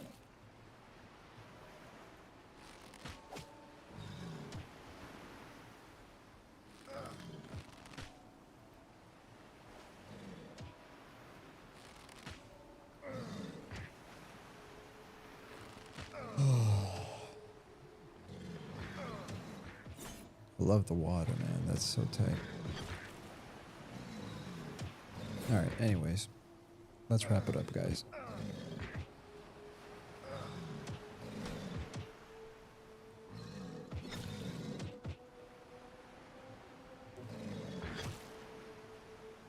Well, at least tonight wasn't a complete waste of time, and I got to hang out with everyone, so that was fun. Monk Bean said, I just got done with a nice leveling session on Quorum, working on Slay Undead, AA, and Stubby Beans Paladin. What level is the Paladin? I didn't even know about Stubby Beans. Let me guess, he's another one that's level 60 already, knowing you.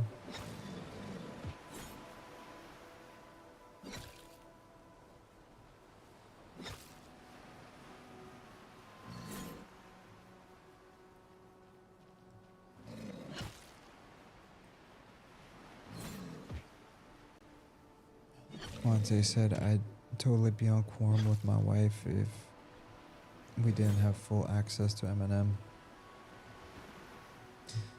I would totally be playing. You know what I'm curious about? I'm curious to see what's going to happen to Project Quorum when EQ Legends comes out. I mean, I know I'm not going to play EQ Legends, but there's been enough people that have shown interest in it that I feel like a lot of the community that is into EQ Legends is coming from the live community. Hence why there's a decent amount of hype. Like I saw a poll on what's his Redbeard Flynn's YouTube. He did a poll like, what are you most excited for? EQ Legends, Pantheon,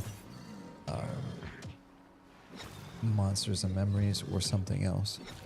And EQ Legends had more interest than Monsters and Memories, which kind of makes sense because a lot of the community that comes from Redbeard Flynn is from either the EQ Live community or from like some other type of like MMO onlooking perspective, right? So it got me thinking, because I even saw a comment, somebody this is so dumb, somebody was speculating. They said, it's official, Monsters and Memories has its tail between its legs and it's scared. That's why they moved their early access from June to October, because when they found out that EQ Legends is coming out in June, they knew that they would get buried. I was like, oh my gosh, that is one, I'm not gonna say but one of the dumbest things I've ever heard in my life. Like, there's absolutely no way that EQ Legends is stealing anything from Monsters and Memories. That's number one. Number two, Monsters and Memories would never care about that. They'd just release the game anyways. But it's I guess it's interesting to get in the head of other people and hear the thoughts and things that they say. It's just pretty funny. While I'm sure EQ Legends is going to have a great turnout, I don't think Monsters and Memories would ever change their release date for the sake of, oh no, too many people are going to be playing EQ Legends and they're not going to play Monsters and Memories, and then Monsters and Memories is going to fail. Oh, yeah, I don't think they think like that. They just want to make a cool game. I don't have any interest in Legends myself, Vante said.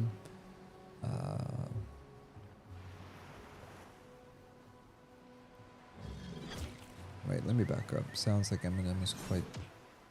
Jeez.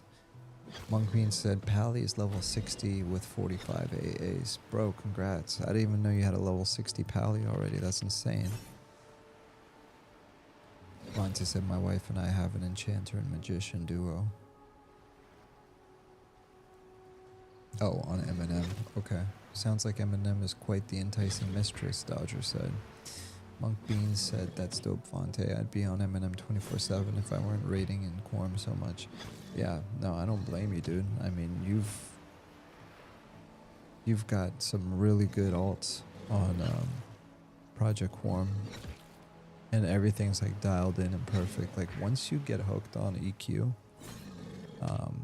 it's really hard to stop. And you know, you have your static groups, you have your static guild, you have all your goals lined up. Like, you know exactly where you want to progress after that. And why would you play anything else? You know what I mean? Because you're kind of like locked in at that point.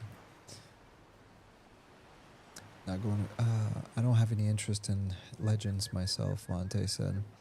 Dodger said, not going to be playing it myself, I don't think. Vante said, what do you think about Pantheon's big revamp update? Sounds like EQ2 clone to me now personally. You know what? I've been very kind to Pantheon, and I'm just gonna say it. I don't think anything good is gonna come out of it. In the sense that it's not gonna appeal to me at all. I feel like every change they're making is going in the wrong direction of what I'm interested in. You know, level caps and bind on equip weapons and armor, and first to attack, you know, mob claiming, like everything just like feels more of just like a modern MMO type of direction. And honestly, none of that stuff really bugs me that much. What bugs me is that they've got this big update coming out, and you log into the character creator and it looks the same as it did a year ago.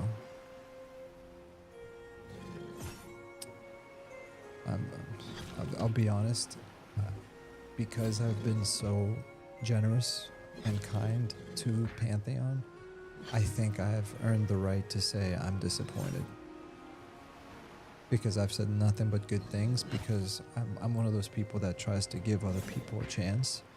And when I see what I would call a lack of progress, I get it. I'm sure they're doing a lot of stuff behind the scenes. I'm sure they're building out the classes and doing balancing.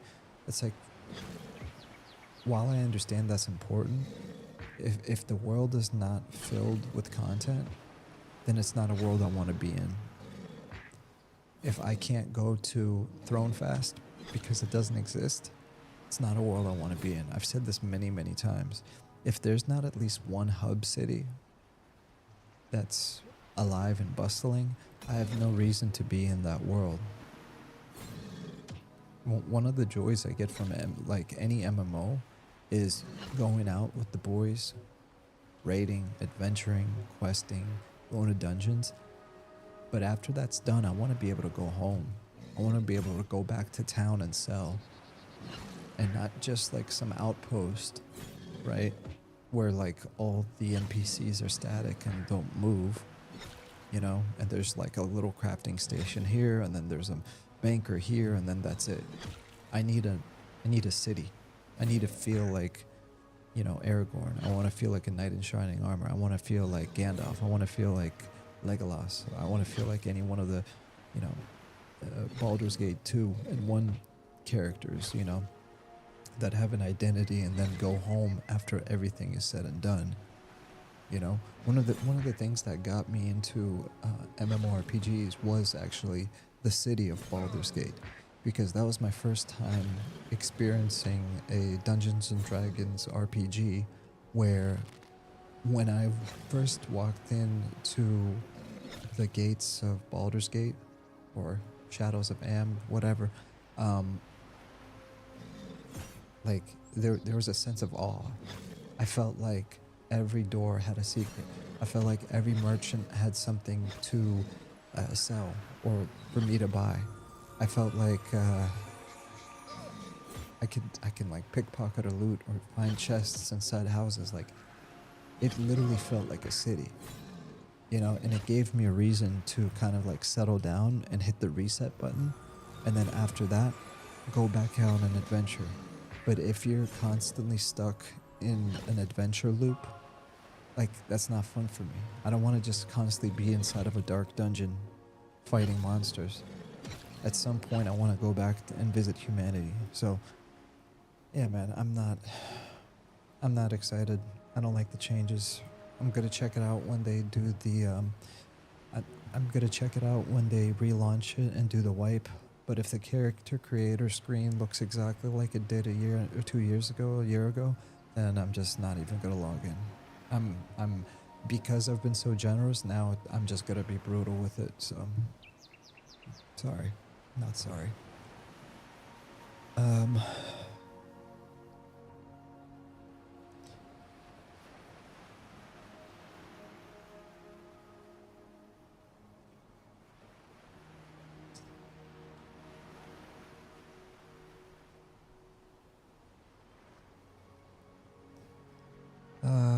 What do you think about Pantheon's big update? Yeah, Monk Bean said, yeah, EQL is a neat concept, but not my kind of EQ. And Quorum is totally different game compared to EQL, so don't think it's gonna mess up the population. Yeah, I agree. There's Vontae, by the way. Yeah, it's just not my. It's when I picture EQ, it's not what I want to play. You know, I don't want. Like, I'm not hungry for the lore of Norath, you know, like, I don't want a dual class just so I can like kill Nagafin and kill all the bosses so I can experience the content. What I want to experience is I want to be dropped into a world where there's other people, where there's danger at every corner, whether I'm level 1 or level 50, and I either have to be very crafty in the way I play my class, or I might need to make a couple friends along the road and start at the bottom and work my way to the top. But yeah, I don't have any interest of playing EverQuest in God mode, basically.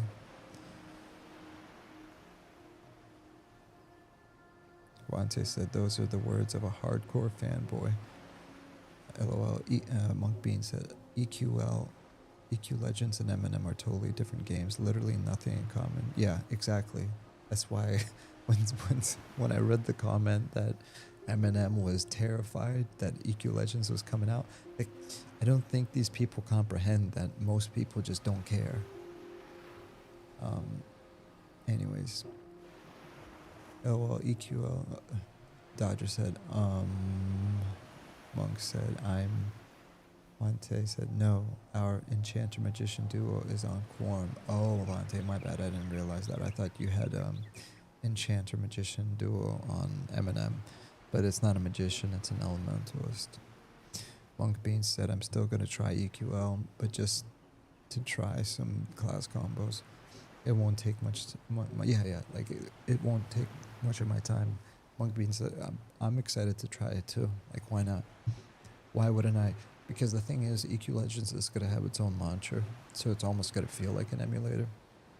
Because I don't have to log in and go through the rigmarole of like Daybreak. So I'm curious. I'm intrigued. Paint me curious or whatever. So yeah. I'm still going to try out EQL and try some class combos. Monk Bean said, oh snap, Vontae. I should definitely do some trio action sometime.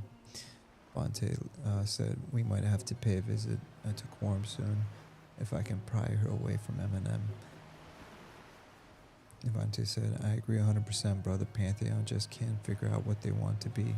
Yeah, that's literally the best way to say it. They can't figure out what they want to be. Monk Bean said, yeah, Pantheon is cooked, man. Monte said, Chris Perkins is a great mechanics guy, but he's not Brad, creator of worlds. Exactly. Monk Bean said this, yeah. Raymond Hansen, what level are these crocs versus you? So they're like, I don't know, like 5 levels below me. The only reason I'm here is because I was leveling up my parry skill, my dual wield, because I just got dual wield like 30 minutes ago, so I got it up to level 30, and got my dodge up to level 5. And I think I got my one-hand slashing up to 51, almost maxed it out for this level. So that's literally the only reason I came here. Vontae said they're level 3 to 4, he's level 10, he's just getting his new defense skills up. Vontae, how dare you, I'm not level 10, I'm level 13.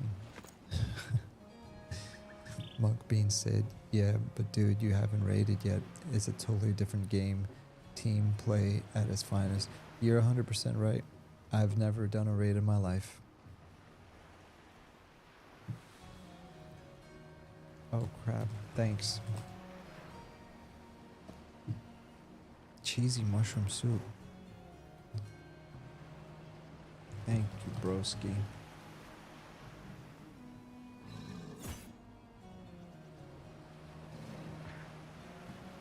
Gonna go attack some Ashiras.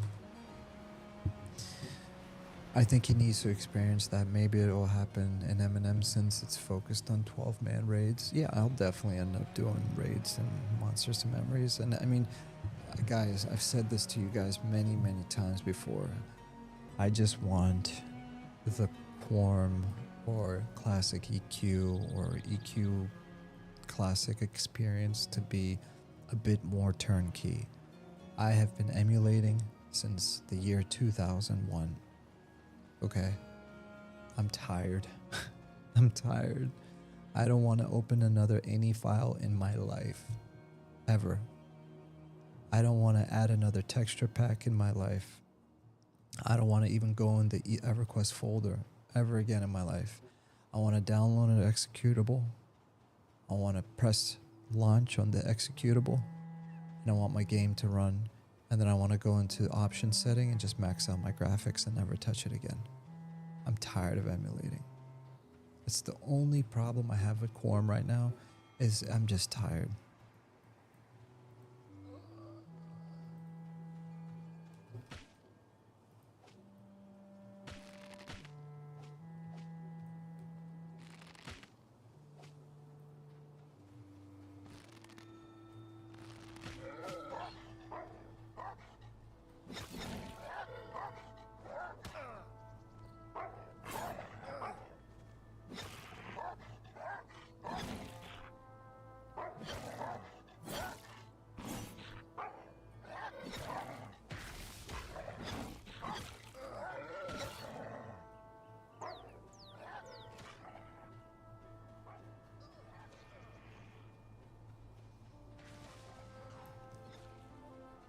Fonte said, I think he needs to experience that. Maybe it will happen to him. And Monk Bean said, my guild is doing Vulak with like 20 people. Low man raids and EQ is top tier MMO right there. I bet, man. Monk Bean said, I agree, Avante. It's a whole other ball game and it's absolutely exhilarating when you tackle the obstacles with friends. Bro, Quorum couldn't be more turnkey now. There's a launcher that updates it for you 100%. I have that launcher. And you're right, to some degree, it, like, sometimes I'll log in after a month just to see if it's still working fine, and, you know, it seems like it's working fine. And honestly, after I got my 5080, for some reason my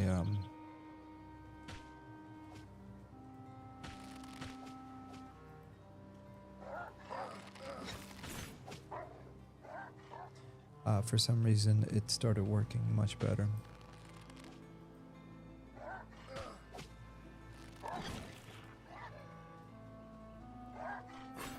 Anyways, so yeah, man, I'm not hating on Quorum, but I don't understand why they can't just remake EQ Classic Plus, polish up the graphics. I mean, that's a separate conversation. Let me be fair to this conversation. You're right about Project Quorum. It is a lot more turnkey. Zeal makes it a lot more feature rich as far as like quality of life. You know, my texture packs are on there, and they're 4K texture packs, so, you know, everything looks beautiful. You know, I am hungry for an EQ Classic Plus experience, meaning EverQuest ported over to a new engine, kept exactly the same, take the existing art style, bump it up to 4K textures, and add ambient lighting and atmospheric effects. Maybe add a couple quality of life features, kind of like Zeal, where you can change stuff in the UI or nameplates or whatever. Give people some freedom to modernize the UI. But besides that, keep the trilogy the same. You know, clean out any of the dumb bugs, but get rid of the old code and just rewrite it. I don't care if you gotta vibe code it, but rewrite it, import it into a new engine. Good night, broski. Thank you for everything. Vontae said good night, brother. I'm calling it a night. Yeah, I'm gonna call it a night too. Bro, Quorum couldn't be more turnkey. Vontae said I need a launcher that keeps the game and Zeal updated. Pretty sure the launcher updates Zeal too. No, I think Monk Beans is right on that, Vontae. I mean, I feel like the launcher does keep everything up to date for the most part. It just still feels kind of ick. Not the launcher, not Zeal, not Secrets, but the actual old client. I'm just so tired of that old client, man. I just don't understand. I guess maybe I'm just being stubborn. It's like, I don't understand why we can't have nice things. Why is it that World of Warcraft gets a remaster, Guild Wars gets a remaster? You know, they've got the Conan O'Brien. What's that Conan game that freaking just came out? Conan. Steam. Conan Exiles just got ported to Unreal. You know, and here's the thing. I get it. It's a 27-year-old game, and you can't just upgrade the graphics. That's why I'm saying it needs to be ported to a new engine. It needs, you gotta take all the code, and you need to find a way of porting it over to a new engine. And yes, you're probably gonna have to use Claude or some kind of other enterprise grade AI tool, so you can clean up that messy code and put some real coders behind it, so that they can troubleshoot the code with AI, but rewrite it and port it over to a new engine. And yes, it's probably going to be super difficult, but here's the thing. Once you accomplish that one thing, now you're going to be able to modify that code. You're going to be able to modify the graphics. You're going to be able to modify all the things that you couldn't modify with the classic client. And now you can start with the trilogy, lock it at that, make it Classic Plus, and then make a second version where you just start re-releasing all the expansions.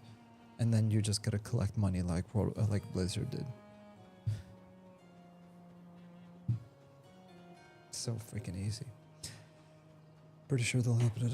Yeah, I agree.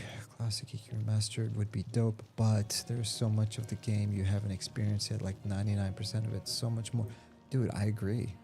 But here's the thing. I want to I don't see why at this stage of our lives we can't just experience that 99% of the EQ that I've missed out on a new engine. And here's the thing, not only are there a lot of people like me that have a love for EverQuest but haven't experienced a lot of it, there's a new generation of kids. I was 11 and 12 years old when I first played EverQuest.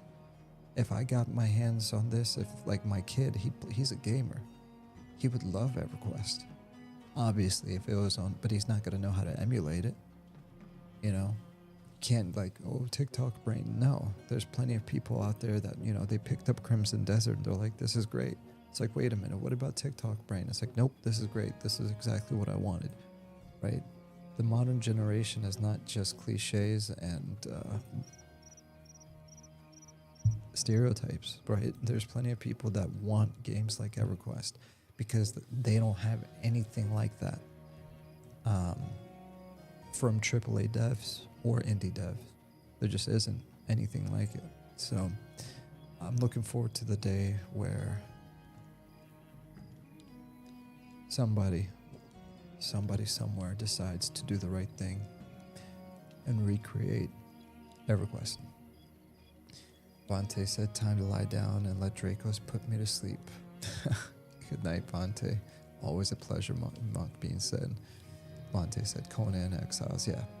Monk Bean said, yeah, that client isn't great, but with Zeal, I prefer it over P99 client all day now. I actually agree with that. I tried logging into P99 recently, and while I love Project 1999, I immediately felt the difference between the two.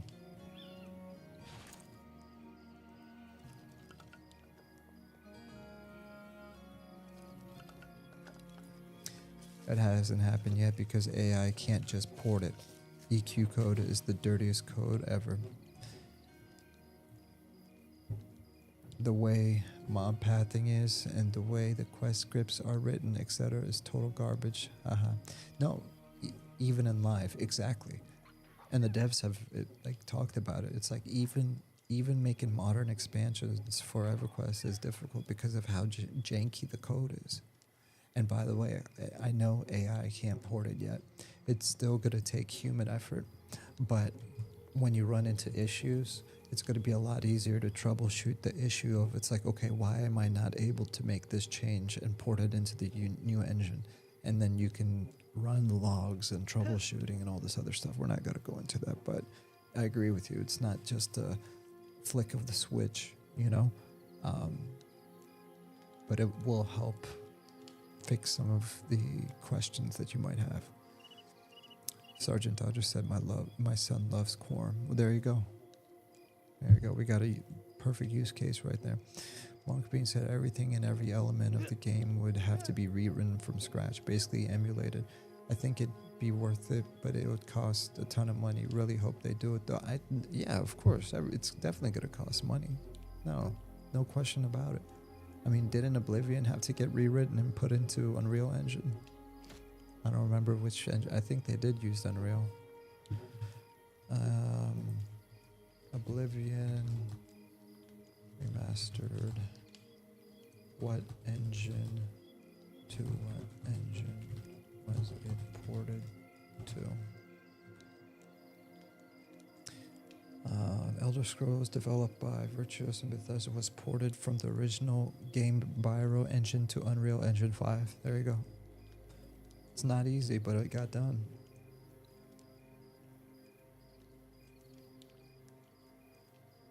Now, maybe that's just the graphics engine, and maybe the code was able to be retained, but I don't know.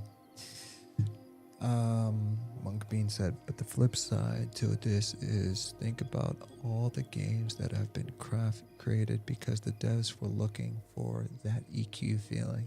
Like Eminem likely wouldn't exist if a proper EQ remake existed. True, but I also think we would have a lot more EQ-like games if we had a proper EQ remake. Right now, for the past 20 years, we have had WoW-like games because everyone's been trying to create the WoW killer. So everyone got tired of trying to make an EQ copycat. WoW was the last EverQuest clone. Because after WoW became massively successful, after imitating EverQuest success, everyone was trying to imitate WoW's formula, not EverQuest. People forgot about EverQuest.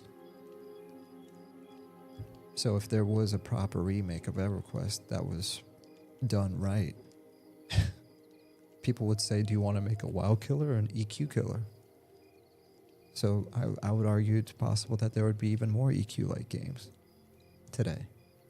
But you're right, Monsters and Memories exists today, Pantheon exists today, Adrelon Online exists today because there hasn't been a good EverQuest remake. Carsa said, sadly, I don't think there's anywhere near the same demand for EQ as there is for WoW, so it seems unlikely someone will put that money and effort into rebuilding it completely. Well, exactly what I just finished saying, Carsa, and you're absolutely right. There's no demand to remake EverQuest because WoW happened, right? Because they made their own EverQuest. They took their Warcraft IP, they created an MMORPG, they took the bones of EverQuest. A lot of the EQ devs came from there and moved to Blizzard, and they created a beautifully straightforward, linear experience full of depth, full of lore, and added a lot of quality of life and made it more accessible to millions of people, right? So obviously no remakes of EverQuest came after that, and no one copycatted EverQuest because they had a new tier of MMO quality, you know? So Wante said, I agree, but WoW's gameplay focus was making soloing accessible. EQ's focus should remain group team focused. No, exactly. Wante said, sure, it's less of a demand for the group play, but there is still demand. That's literally why Eminem has a fan base. No, exactly, and both of you are right. Both of you are right. Monk Bean said EQ is definitely very niche, but if you look at the following Pantheon, Evercraft, Project Oregon, Eminem, etc., even classic WoW, people are looking for a more demanding group-focused content for sure. I've been saying that for years. I've been saying that, like, everything you said is right, but the part about EverQuest Classic, the reason why people are asking for, World of Warcraft Classic, why they're looking for like hardcore playstyle modes and all this extra stuff, is because turns out people don't just want a single player friendly MMO. Like, I know, like, when you watch videos and when you read these like MMO things, it's like, well, everyone just wants a single player MMO. No, that's not freaking true, dude. Just because the silent majority is sitting here wishing that somebody would make an actual game that like makes you just lock in, you know, doesn't mean that the majority of players out here are begging for a solo play. I don't want, like I've always said this, if I want a solo, I'll play Crimson Desert or any of the other 100 single player role-playing games, or literally any MMO other than this one, because every single MMO nowadays is single player. There's no reason for a dev company to be like, hey guys, before we even brainstorm this project, we need to sit down and make sure we do the revolutionary thing of making this MMO single player friendly. Okay? Revolutionary. No, that's not freaking revolutionary. Every single MMO is built around single player and a single player experience. You're doing nothing unique, nothing special. EQ Legends is doing nothing special. Oh, it's on. You can play EverQuest as one person. It's like, so you're just doing what everyone else is doing. Like I said, if I want to play single player, I'll just go play Crimson Desert, or I'll go play Enshrouded. You know, literally anything else. I'll play Baldur's Gate 3. I'll play, you know, all the other ones. Guild Wars 2, phenomenal, plenty of content, you know what I mean? Nobody's making quality, no AAA companies at least are making quality group-oriented play, so I'm tired. I want to go to bed. Biggest issue is monetization. Game costs money to make. Well, the thing is, Monk Beans, they do take money to make, and the Pandora's box of monetization that was open. It was microtransactions, and that's the one thing that has harmed MMOs more than anything else. Because if you can purchase your progression, then what's the point of progressing in a world where you want to get the nicest gear, but you can just buy it as a cosmetic, right? If you can buy level ups, you know, if you can buy inventory space, it's no longer a mechanic that you're seeking after. If I know, and this will happen 100% of the time, if I can spend $10 and get extra bag space, I'm 100% just going to spend the money. But now, that's one less thing I'm ever going to think about in an MMORPG. Forget managing my inventory. Forget managing my space. I'll just pay the money. I'll chalk it up as an expense of playing the game. And I'll never worry about it again.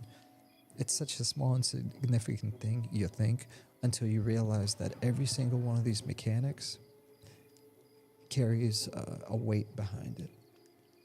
Me being able to equip some kind of red plate glowing armor at level 10 because I spent $50 on it, while it's cool in the moment, it makes me subconsciously know that there's no point of that level 20 gear armor I'm gonna get, because at level 10 I already look like a god. You know why? Because they sold it to me, because microtransactions were available. Oh, but it's not pay to win. To me, that's winning. To me, when I'm looking good in the game, I won, because I started off the game looking like this guy. No offense, whoever you are. And now I start look like this. And in due time, I'm gonna look like a legend. All right, guys. We can talk for hours. I'm so blessed that you guys came out and hung out with me today. It's literally 4:18 right now, 4:20. Carso said, this game looks like it has potential. How does it feel so far? Feels like home. Feels like home.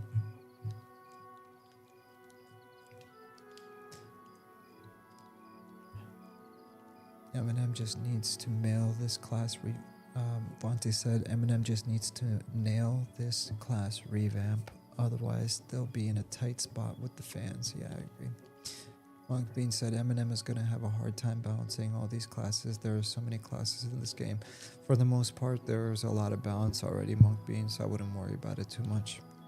And yeah, it's a lot, but I think they got it. And honestly, as far as balance, they don't need to overbalance it, because at the end of the day, it's not a PvP game. This game looks like it has potential. Monk Bean said it feels great. Monte said, I love it. Very nostalgic and challenging. He's starting to crack, y'all. Yeah, I'm cracked. I'm cracked. I'm a cracked egg on the pan, dude. Monk Bean said, love you, buddy. Glad I caught you before you logged.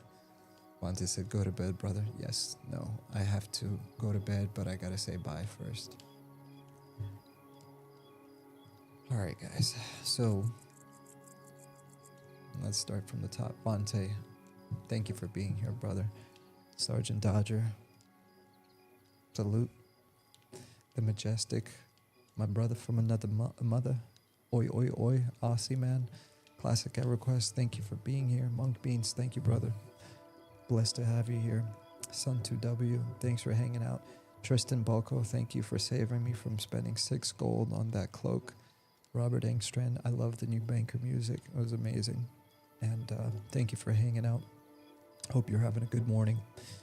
Neil Boglin, thanks for hanging out, brother. Carsa6, I'm glad you're here, and feel free to come back anytime, just to chat or whatever.